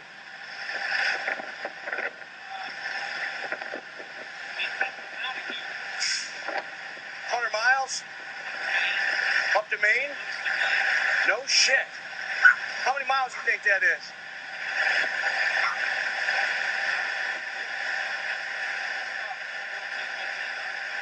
Man, that's unbelievable. Not to mention, I heard there's one that goes all the way to Colorado, right? Unbelievable. What do you think you're hauling? Any idea? Crap. Yeah, okay. Yeah. Crap makes all kinds of stuff. Yeah. You don't really know. No. Yeah. I know there's been a lot of military stuff being hauled around lately, that's for sure, huh? Yeah. We deliver to them. Gotcha. Gotcha. Yeah. Yeah, yeah. Well, I appreciate it. I heard there's water supply, food supply, everything's in there. Yeah, unbelievable. You don't get no cell phone for sure. No. Peace, brother.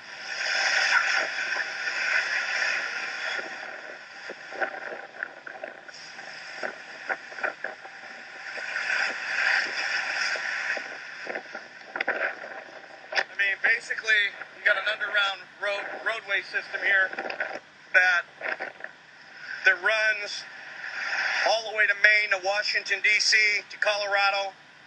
It's fully stocked. It runs completely underground. And you can see they've been hauling tons of military equipment. They're stocking all these bases. Now, the other thing is the railroad system here is also very strategic. They're bringing in boxcar loads, and they're dump shipping here, and they can really deliver to all these locations, which these locations go all the way to Area 51. These locations go all the way to Washington, D.C. There's access underneath the White House to this location. Okay? So this... Okay, it's hard to hear him because he's got a lot of wind, but I'm going to post this beneath the video so you can watch the whole thing. Thank you, Kim Rob, for this post. Let's take a look at it. A post by this person, JRAE50021.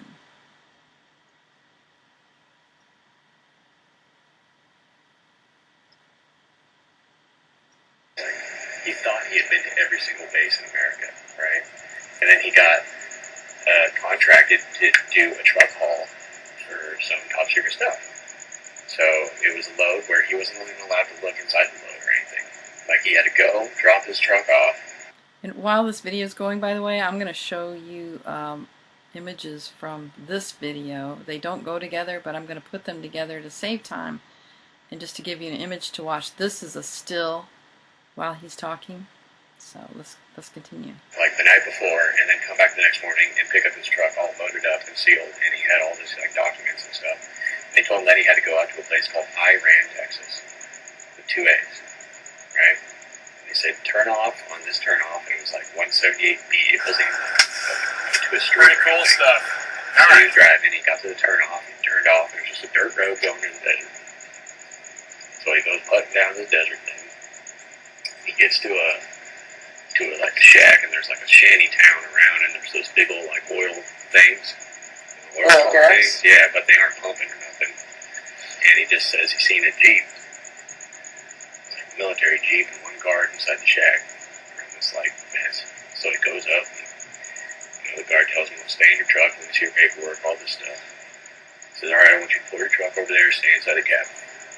Like, I'm gonna hold on to these papers. He calls, he says that these 2 Hummers come up around the sand dune, and they pull over, and they pull into this blind spot, and then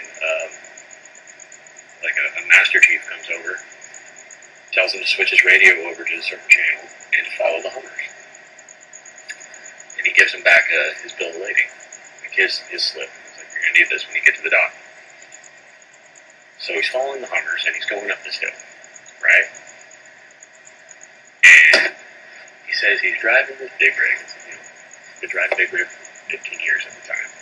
Driving this big rig, going up the hill, and he sees the top of the hill, and then all of a sudden he's going down. He doesn't realize that he just, like, entered something. And the voice comes over the radio, and it tells him to turn on his headlights. So he turns on his headlights, and he said he drove about 3 miles down, doing hatchbacks down into the ground. He said there was an entire underground city in the middle of the desert.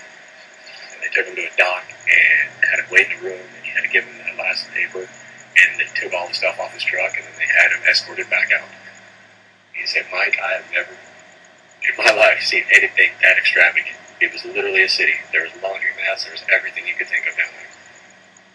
But I couldn't see much of it because I couldn't leave the loading dock area. Was there people there? Yeah. Thousands. Thousands of people. He said this was really? literally a city, yeah.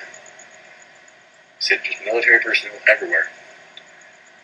And we're talking, he said, there were buildings in there that were 7 stories tall underneath the ground. Wow. Hey, that's upsetting.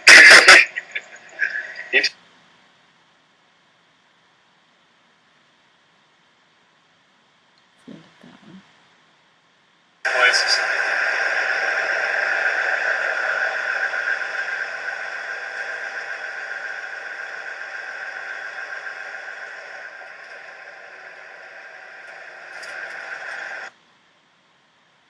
Okay. Pretty interesting, eh? Yeah, I think so. So that gives us some more to investigate. And we'll be back with more a little bit later, perhaps. But that's all for now. Thank you for listening. Take care. Well, when it comes to this Walmart mystery and all the suspicions surrounding it and the excuse that plumbing's going on at 4 or 5 of these different facilities has brought a lot of questions up, and a lot of people have been digging here and there to see what they can come up with. I want to give a shout out to everybody out there, Rise Together, and those on Twitter that help share these links. This information is being brought up that Walmart has been in this special kind of partnership in this war against terror with DHS. All the proof is right here. This is from 2010. They even put out a video clip, which I'll share at the very end, which they were going to play in Walmarts in every aisle. And it's on their official channel here. Okay? And they say that if you see anything suspicious at Walmart in the parking lot, report it to the police or your Walmart manager. This will help to identify and report indicators of terrorism, crime, and threats to law enforcement. Now, in this information, in digging, we come to find out that there has been projects in different areas, not specifically tied to the exact Walmarts that have closed down at the moment, but they could very well be going through a process connecting them to an underground network. And this is a very real situation. This was brought up years and years ago, over a decade ago, when in Georgia they were getting the funding and passing this Homeland Security in order to secure the safety of citizens in case of a nuclear, biological, chemical, or other attack. This was a joint venture by the NSA, DOD, DHS. You can see them all listed here. And these tunnels were to serve as conduits from specific places to rapidly move supplies or whatever they need between these locations. Now, there was big-time facilities listed right here, but the main one being in Georgia because it was center to everything. It was to be the main hub. Now you have all this information here talking about these underground connections to these Walmart facilities. And you even have the discussion in the feedback. I'll leave all this here. But this basically talks about installations in Anniston, Alabama, another one in Georgia, Lockheed in Marietta, Lookout Mountain in Tennessee, Greenville, Spartanburg, South Carolina, and Raleigh, Durham, North Carolina areas. And this Paulding, Yorkville area was the first location that this was going to kick off at. Now, I've left links here so you guys can come back and read up on all the details. But at this point, if there's anything big time going on, the only way that we're going to know for sure is to have people on the ground watching these Walmart facilities and filming to see exactly what's going on. Are there certain Walmarts out there that have underground connections? Well, no doubt. I wouldn't doubt it one bit, especially now that we know the DHS over the past decade has had this deal with not only Walmart but other big sports stadiums and places like that and businesses. This has been Dabu 7. Eyes open. Hi, I'm Janet Napolitano, Secretary of the Department of Homeland Security. Homeland Security begins with hometown security. That's why I'm pleased that Walmart is helping to make our communities more safe and secure. If you see something suspicious in the parking lot or in the store, say something immediately. Report suspicious activity to your local police or sheriff. If you need help, ask a Walmart manager for assistance. Thank you for doing your part to help keep our hometowns safe. Hi, everybody. This is Lisa Haben, and I've got lots of important information that I want to cover with you today, so I just want to jump right in. But here's the headline: a storm coming and all hell to break loose in 2015. If not, why are the elite preparing with FEMA camps? And I'm going to show evidence for this. Martial law as well. UN gun grab. That's your arms treaty. If you have not heard of that, that's going to be signed on Christmas Day. And climate chaos.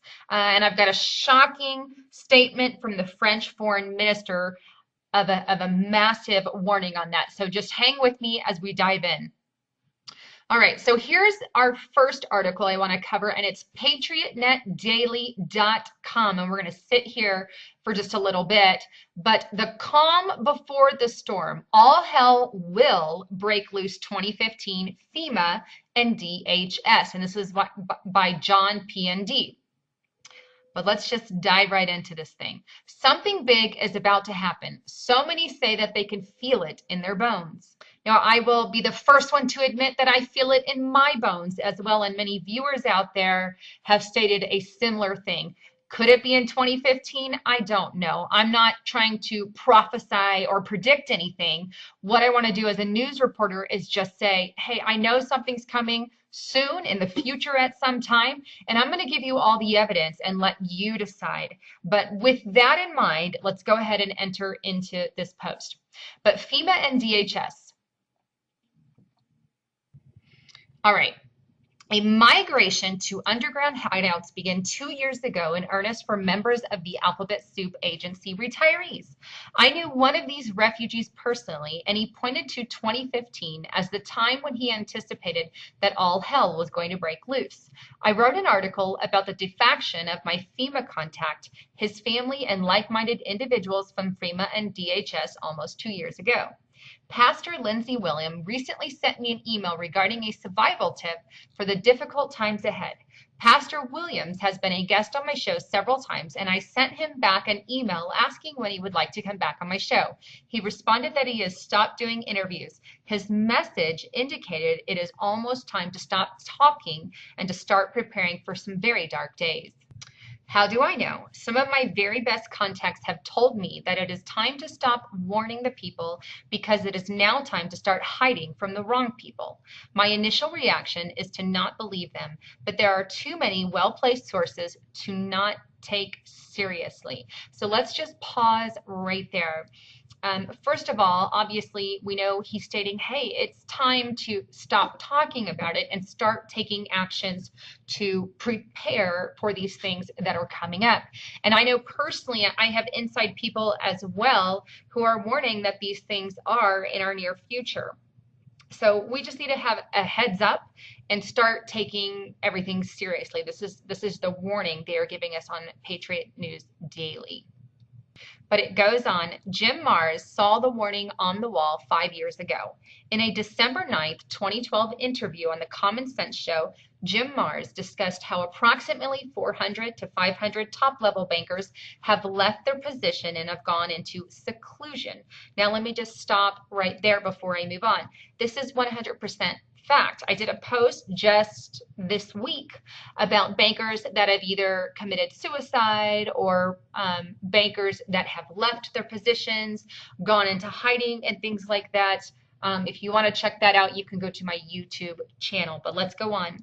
Mars reminded my listening audience of how the elite have developed seed vaults, which only they have access to. Mars was clearly alluding to the fact that some very bad events are coming, and the global elite are aware of it and are moving to meet the threat. I have firsthand knowledge of 4 ex-Fed officers and their families who have relocated to safety enclaves when doing so was very disruptive to their respective family lives. Increasingly, it is looking like some major events is and are coming, and persons with inside information are attempting to remove themselves from harm's way. Jim Mars will be a guest for 3 hours, and he gives on December 7th, 2014, to discuss this and other issues. Pause right there. I highly encourage you guys to check that out. They've got some good information. But going on, another media friend of mine, Paul Martin of Revolutionary Radio, has been repeatedly telling me that several key contacts of his from various alphabet soup agencies, as well as other military, have or are leaving the country in anticipation of what is coming. In the past 2 weeks, I have had a number of phone calls from media people who are telling me that their sources are repeating the same mantra, or they are just dropping off the radar. Get ready for 2015. Now, like I also stated in an earlier post, there has been an increase in emergency alert tests across the nation, either doing media blackout tests or alert system tests on the television. We had, I don't remember the channel, but there was a channel that had an emergency alert. Here, let me take you to that. Here we are. And I'll leave a link for this as well, but this was an emergency alert notification that flashed across people's screens. And this was back October 24th, 2014, so just a couple months ago, not that long.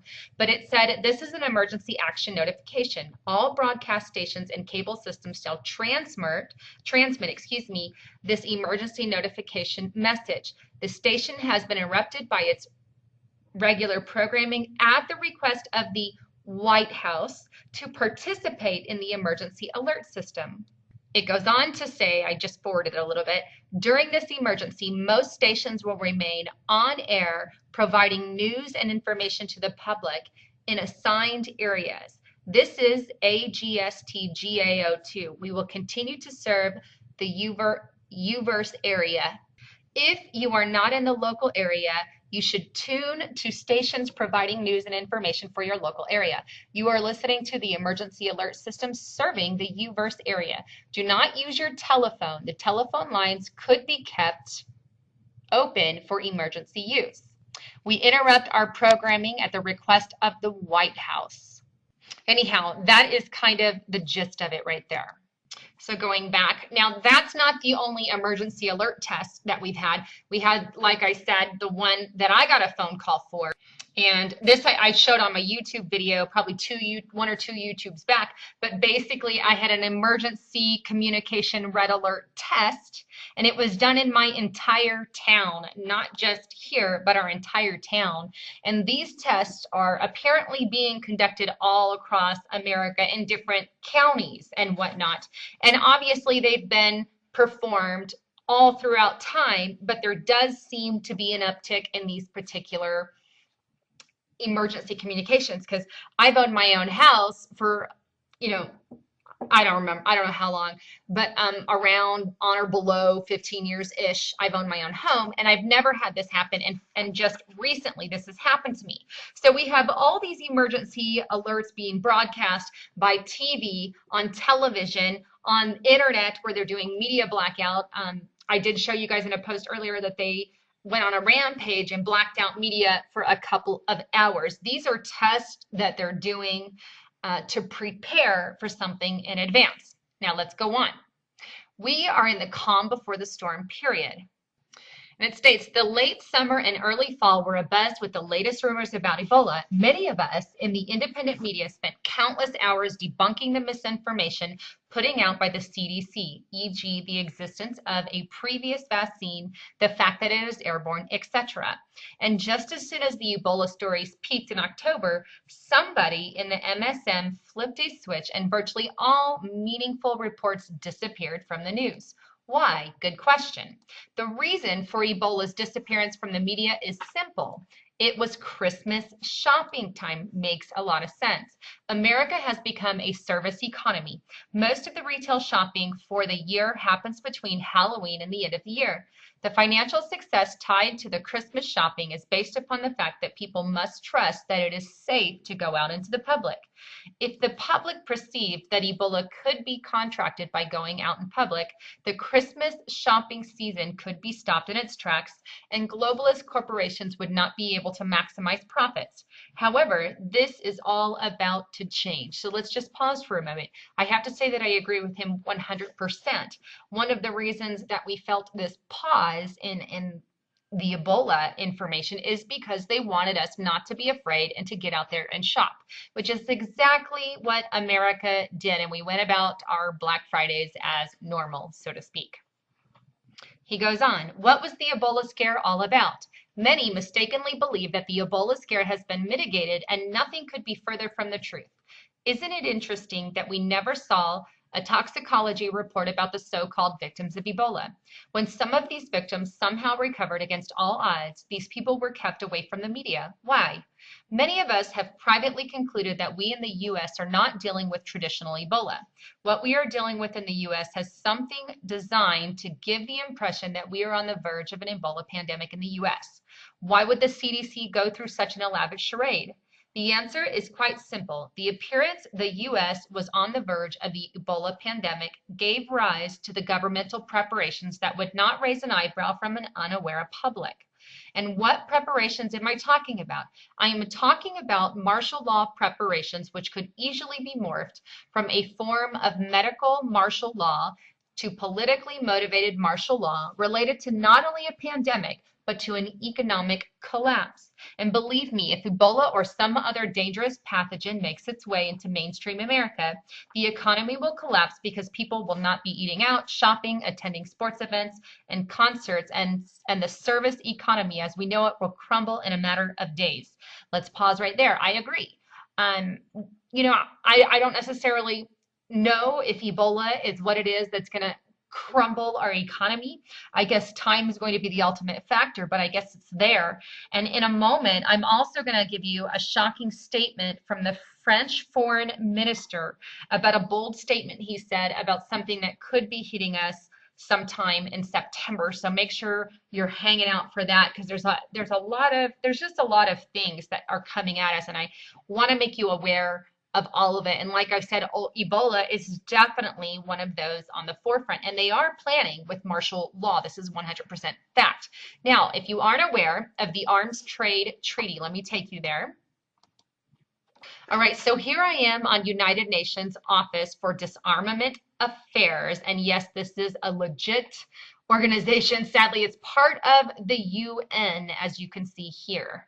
But they have an arms treaty that is will enter into force on December 24th, 2014. Merry flippin' Christmas, everyone. You know something is bad when they sign it on a holiday or they enter it into force on a holiday. This throws up a lot of red flags for me. All right, so let's check this thing out. Here's the actual document. I will leave links, as I always do, but basically here are some of the objectives and purposes, but it's to establish the highest possible common international standards for regulating or improving the regulation of an international trade in conventional arms. Basically, they want a world treaty of sorts that has to deal with the trading of arms. So there will be limitations on arms internationally.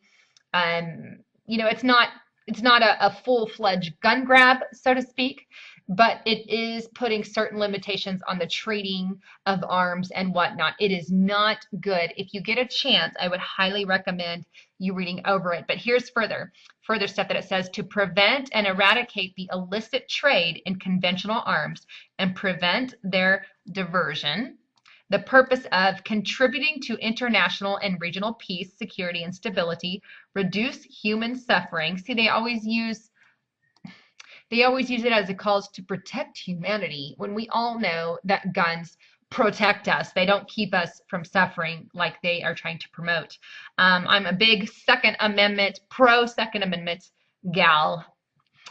But it goes on, promoting cooperation, transparency, and responsible action by states parties in the international trade in conventional arms, thereby building confidence among state parties.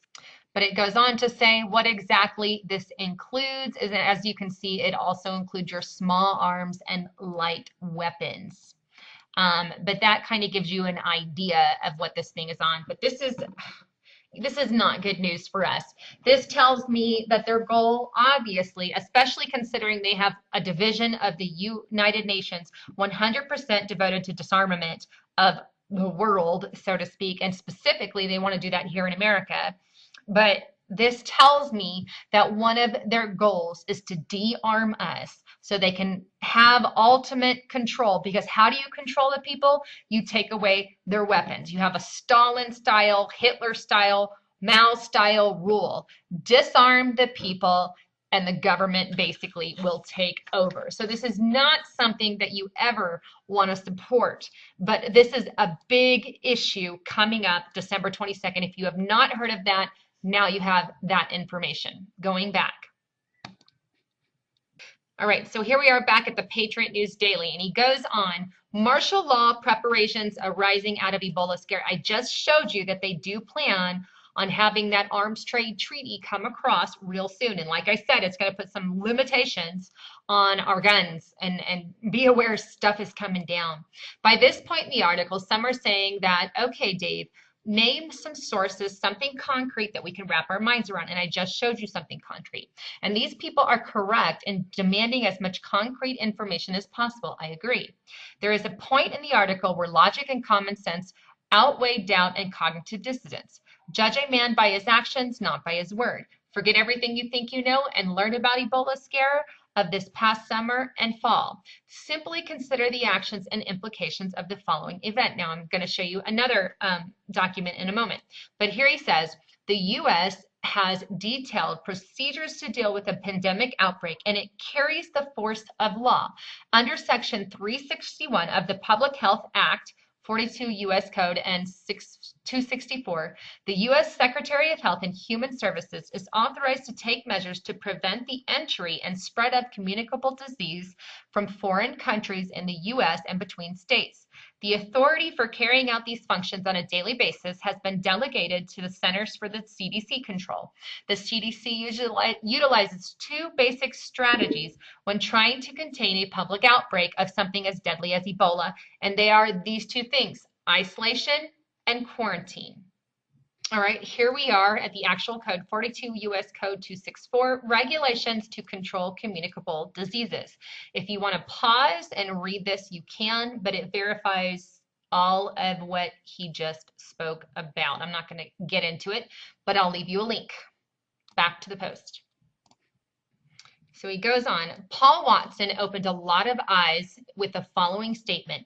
The source, an office clerk within the LADHS, said that during a policy meeting on the morning of June 18th of last month, his supervisor announced that the LA County Department of Health Services has struck a deal with the government to open up low-cost housing facilities for homeless people, otherwise known as FEMA camps.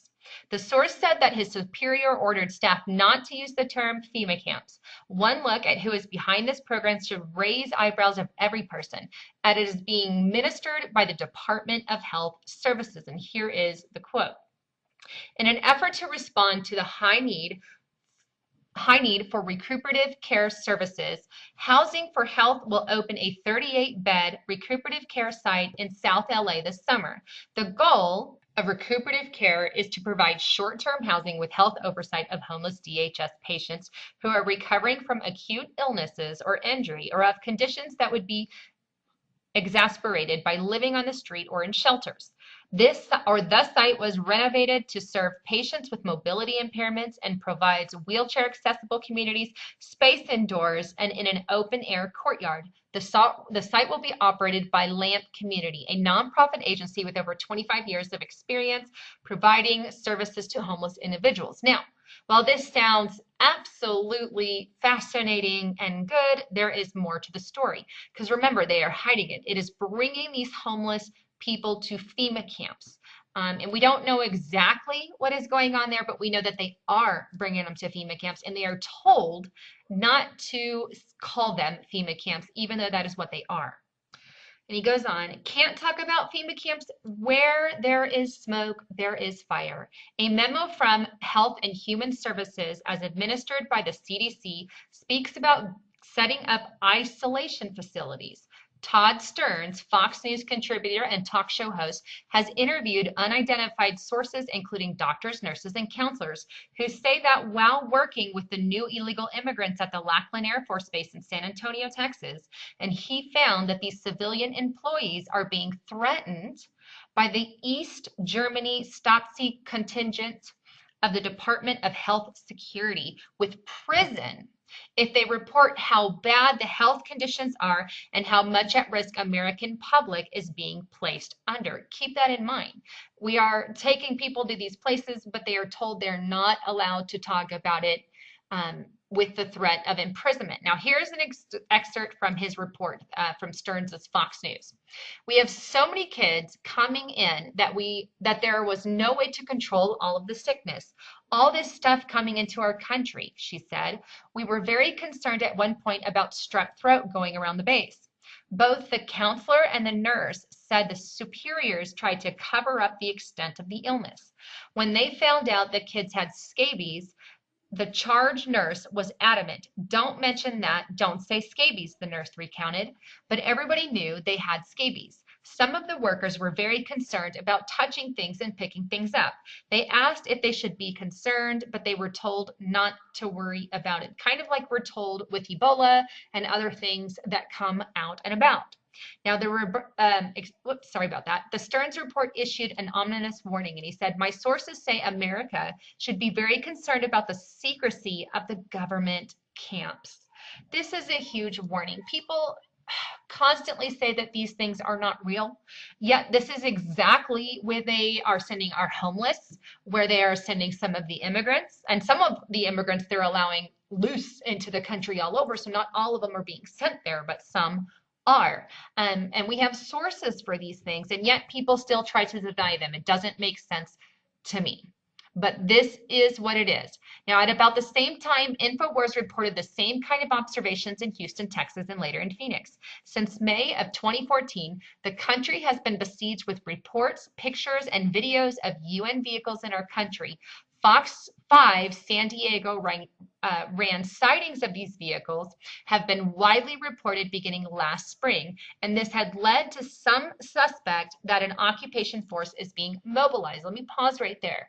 I also did a YouTube video on this not that long ago about the UN building up its army. They've got Russian soldiers, American soldiers, soldiers from Israel, soldiers from Saudi Arabia, soldiers from China, soldiers from India, soldiers from France, Italy, all across the country. The UN has a world army, so to speak. And anything with a world army throws up, again, red flags for me. This is the formation of your new world order. And things are going to go down and soon. And to know that they're building up and they've got stations, this is something we need to watch out for, because this isn't global world peace leadership kind of stuff. This is a takeover of our sovereignty and our rights. A report on Sunday morning, July 6th, in the early morning hours, which detailed sightings of UN vehicles being transported north of San Diego and I-15, headed towards Riverside. The story said that the vehicles were manufactured in the U.S. and were being transported for shipment overseas. Really? Does this explain why these vehicles are being transported in several southern states? Does the manufacturer have an automotive plant in Georgia, California, Texas, and etc.? Why didn't you see these reports in Detroit? The Fox 5 website contains neither a video or a written report of the story. I suspect the story was a trial balloon used to gauge the believability and response to the story without leaving behind much in the way of evidence. I agree. In every case, the vehicles are being transported and not being individually driven. This clearly suggests the pre-positioning of military assets for future use. The UN is preparing to seize American guns and have hired personnel to do so. And like I just showed you, the UN arms arms treaty and the disarmament. This is exactly what they are preparing to do. Now, the arms treaty could lead to something like that. I don't know if it could or couldn't, but it's obviously in the works, and they are doing it, and I did prove that to you. Let's go on. In October 2014, I discovered evidence of Human Health Service medical quarantine camps. Here's a picture of one. However, none of these camps held any medical personnel, medical organizations, or any evidence of treatment facilities. During the Ebola crisis, we learned that in the event of a pandemic, the Secretary of Human Services would assume operation control of the federal emergency public health and medical response. In the event of a pandemic outbreak, the HHS will order the quarantining of Ebola sufferers or any other pandemic, so to speak, and the transport of the same to detainment camps. The mass transportation of Ebola victims to quarantine camps is referred to as ambulance services, and it is a euphemism for transporting sick people to a death camp. Now, he has found evidence supporting these claims in a federal document called Emergency Support Function 8. Let me show that to you. All right, here we are on FEMA.gov. I will leave a link to this, but Emergency Support Function 8, Public Health and Medical Service Annex, and it has all the information in here. I highly recommend you guys go through this on your own. I don't want to keep you for too much time, but there's lots of information on this, and here's some of what he said. ESF8 support agencies are responsible for maintaining administrative control over their respective response resources after receiving coordinating instructions from HHS. Now here's a little further. It says that patient evacuation, ESF number 8, is responsible for transporting serious ill or seriously ill describes persons whose illness or injuries is of such severity that there is cause for concern, but there is not imminent danger to life, or injured patients and medical need populations from casualty collection points in the impacted area to designated reception facilities. In other words, to your FEMA camps.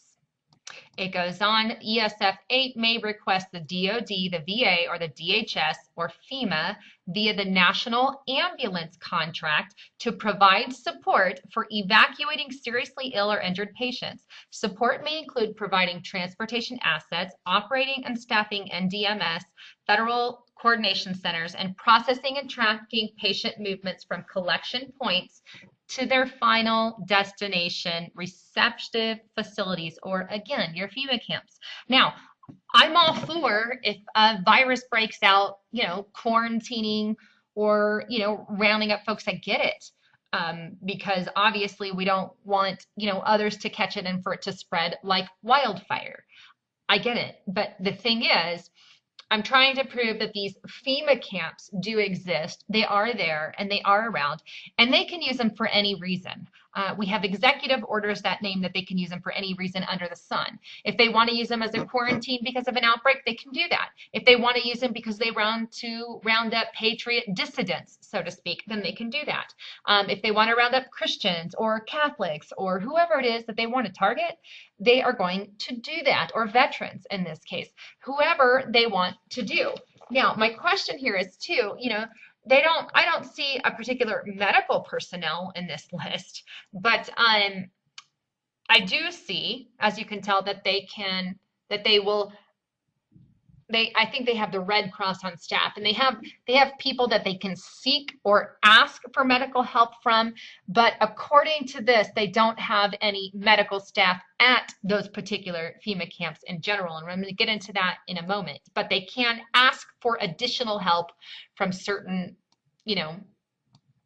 companies or organizations within the government. Anyhow, that said, let me go back. I do believe that what I also want to say is, in the event of an outbreak of say Ebola, for example, or any other pandemic, in the event that happens, I want a warning that something is going to happen, and I don't think we will necessarily get that from our government either. So just another thing to think about. Now here's what's tricky. As you can see, those who are doing the transporting to these NDMS hospitals, so to speak, they're not really any hospital people helping with these. Now they can enlist help, so to speak, but these things aren't really there. Let me show you who is there. Let's scroll down. And it's this: supporting agencies, Department of Agriculture. What they have to do with that is way beyond anything I can think of. Department of Agriculture, Department of Commerce, Department of Defense, that'd be your rounding up, Department of Energy, National Nuclear Security Administration, Department of Homeland Security, that's just a continuation, Department of the Interior, Department of Justice, Department of Labor. Where is your medical staff? Just, Department of Transportation, Department of Veteran Affairs. Well, there are some, we have maybe some medical aids in your Veteran Affairs, possibly. Coordinates with participating NDMS hospitals to provide incident-related medical care. Okay, and we know the kind of medical care they give there. Emergency Protection Agency, and then we have General Service Administration, U.S. Agency for International Development, U.S. Postal Service, and the American Red Cross, which is just your overall basic first aid, a little beyond that, or emergency stuff, so to speak. But I don't see no CDC anywhere listed on this, so to speak, but as part of the members or part of the functions now, they can enlist help from them, but they're not part of the immediate list. And if they are these quarantine centers, you would think that they would have them top of the list, but it just isn't there.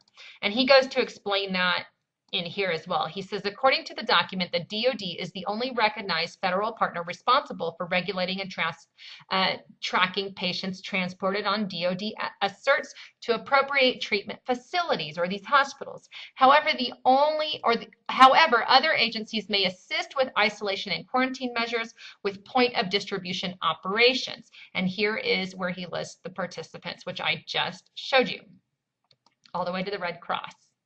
No healthcare personnel at the HHS FEMA detention camps. He says in the above list, which I just showed you on the document itself, of Ebola detention centers or any pandemic, I don't see the CDC or the National Institute of Health listed, nor do I see any legitimate medical organizations other than like the Red Cross, which does your basic stuff, or the VA. I don't even see the presence of any volunteer medical organizations such as Doctors Without Borders. Does anyone else find it disturbing that the transport of very sick people will be conducted and the end point is devoid of any medical treatment organization and or facilities? It's interesting to know that. Now, like I said, I did find that they can enlist the help, so to speak, but it's not fully on there. There is not one shred of evidence that these camps are intended to treat or even make comfortable people who will contact Ebola or be exposed to Ebola or any other disease. The most disturbing thing is that these camps will be death camps for relatively healthy people. If you are a person who is unlucky enough to be discovered to have asthma, maybe you just aren't with Ebola or whatever, or merely be temporarily suffering from congestion in one of the lungs from allergy or a simple cold, you might find yourself in one of these ambulance services or buses or planes to a quarantine camp to your final destination. And he goes on to list Executive Order 13592. And he says any medical detention camp that does not have medical organizations is a concentration camp by any other name. The pre-positioning of these asserts for use in 2015 was the intention of the Ebola scare. Now, we could see a lot of things coming in 2015. I'm not sure what the new year will hold, only time will tell. But we have a calm coming before a storm possible. We know FEMA camps exist. We know quarantines are real. We know Ebola can break out as a pandemic. We know the economy could collapse. We know also that they're setting up an arms trade treaty and there could be issues with that. But one more breaking bit of information that I want to show you is from the French foreign minister. Let me show you that clip, who made a shocking statement that will blow you away. And I want to close with this because I think it's imperative. Now, I'm going to leave a YouTube to this, but it's French foreign minister. He says this: 500 days is what they have in order to avoid climate chaos.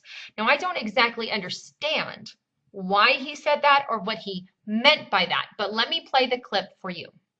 Now, he said this May 13th, 2014. Let me just play it real quick. We have 500 days to avoid the climate chaos. very important issue of climate change, climate chaos, and I said that we had 500 days to avoid climate chaos, and I know that President Obama and John Kerry himself are committed on this subject, and I'm sure that for them, with a lot of other friends, we should be able to reach a success of this very important matter. All right, so there you have it. If you haven't heard this before, you need to hear it. But basically, if you weren't able to understand him, he says we have 500 days to avoid climate chaos. He did not expand on this, but he was with John Kerry when he made the statement. Now, what on earth does that mean? I have no idea. I know people have talked about, maybe it's an asteroid. I don't know. I'm not saying that I agree with that either. It's just one of the theories out there. I don't know what he means. Now, I do know that I do know that from May 13th, 2014, when he made that shocking, strange statement, that 500 days from that would put us in September of 2015. Now, some things to think about is we all know that the fourth blood moon is coming September 28th in 2015. Not saying anything will happen. I am just pointing out what I know. We also know that the Day of Atonement, the Israeli holiday, also takes place September, right at that same time that he's saying 500 days. So we have a blood moon in September, we have the Day of Atonement in September, and also our Jubilee year is that year. And all these things are just crazy if we add that together. So I'm just kind of asking the question, what the heck is he talking about? I don't know. But September is definitely a month I'm just going to be keeping an eye on to know that we've got our blood moon, we've got our Day of Atonement, we've got our Jubilee year, and then we have the French foreign minister saying that right around that time, we need to avoid climate chaos, whatever that means. Anyhow, I wanted to give you guys all the facts and just kind of inform you about everything that is going on, and you guys can do with the information what you will. Anyhow, this is Lisa Haven signing off. Sorry. Where you at? Approach into 27. Engage.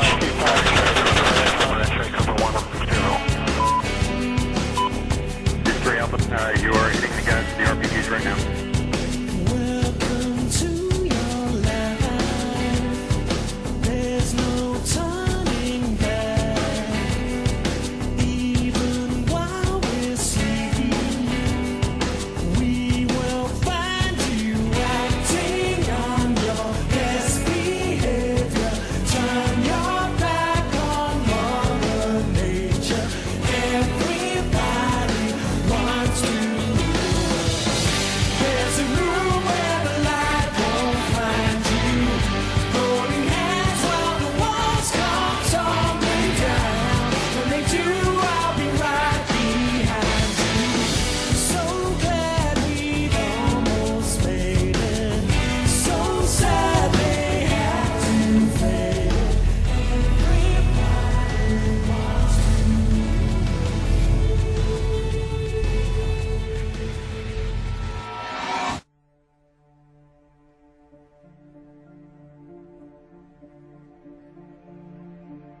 Greetings, citizens of the world. There's been a lot in the news lately, from threats of war, to future space endeavors. Two very different ends of the spectrum with vastly different consequences for humanity. While politicians bicker over power plays by opposing nations here on Earth, we continue to face many threats from beyond this world. The unfortunate truth is that while our generation may survive the next 100 years, it's only a matter of time till humanity as a whole faces catastrophe on a global scale. We occupy one tiny world, around a single star out of billions, in a single galaxy out of trillions in the observable universe. That alone shows how fragile our species really is. Thus we come to a realization, and an inevitability: Earth cannot remain our only home forever. Some of the voyagers we set forth to the farthest reaches of the galaxy will lose contact with us, and we'll never hear from them again in our lifetime. Nevertheless, our legacy will live on through them as they colonize new worlds across the stars. While we can ensure the survival of humanity through migration and colonization, we can also help ensure the survival of Earth through unification. As we unite to explore other worlds, we'll in turn find ourselves securing our own. Earth will always be our home world, and as such it will always hold a special place in our hearts. While we don't know what the future might hold, we do know one thing for certain: it will be much brighter with humanity united. If we continue on our current course, our mutual destruction is ensured. So some may ask why we continue to have wars and fight amongst ourselves. Humans are influenced by their cultures and many other factors growing up. From what their parents believed, to what school and religion teaches them. With that in mind, it's no wonder with over 270 religions, 196 countries, and with modern society being derived from thousands of different cultures, that people tend to bump heads on worldly views. Nonetheless, those differences are what makes humanity so unique. Rather than being used to divide us, they are precisely what should be bringing us together. From art, to food, and even technology, those differences in culture make humanity. And that's what should be celebrated. Every year we do share in a celebration.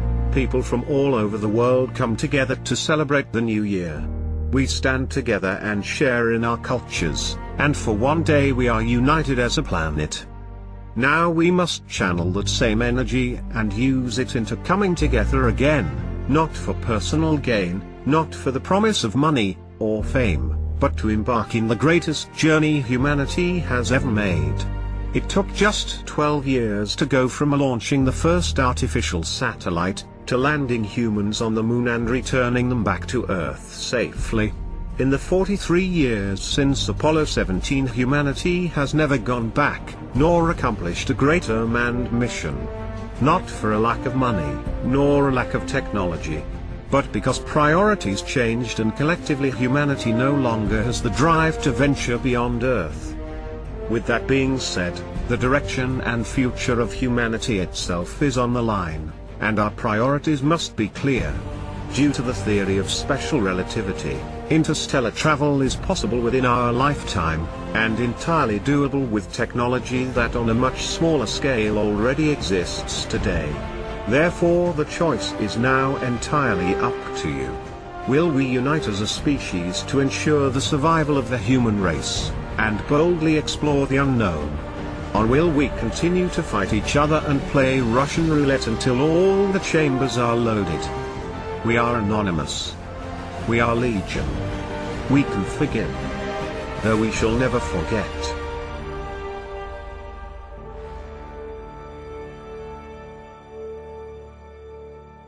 Expect us. Said, man, it's all about life.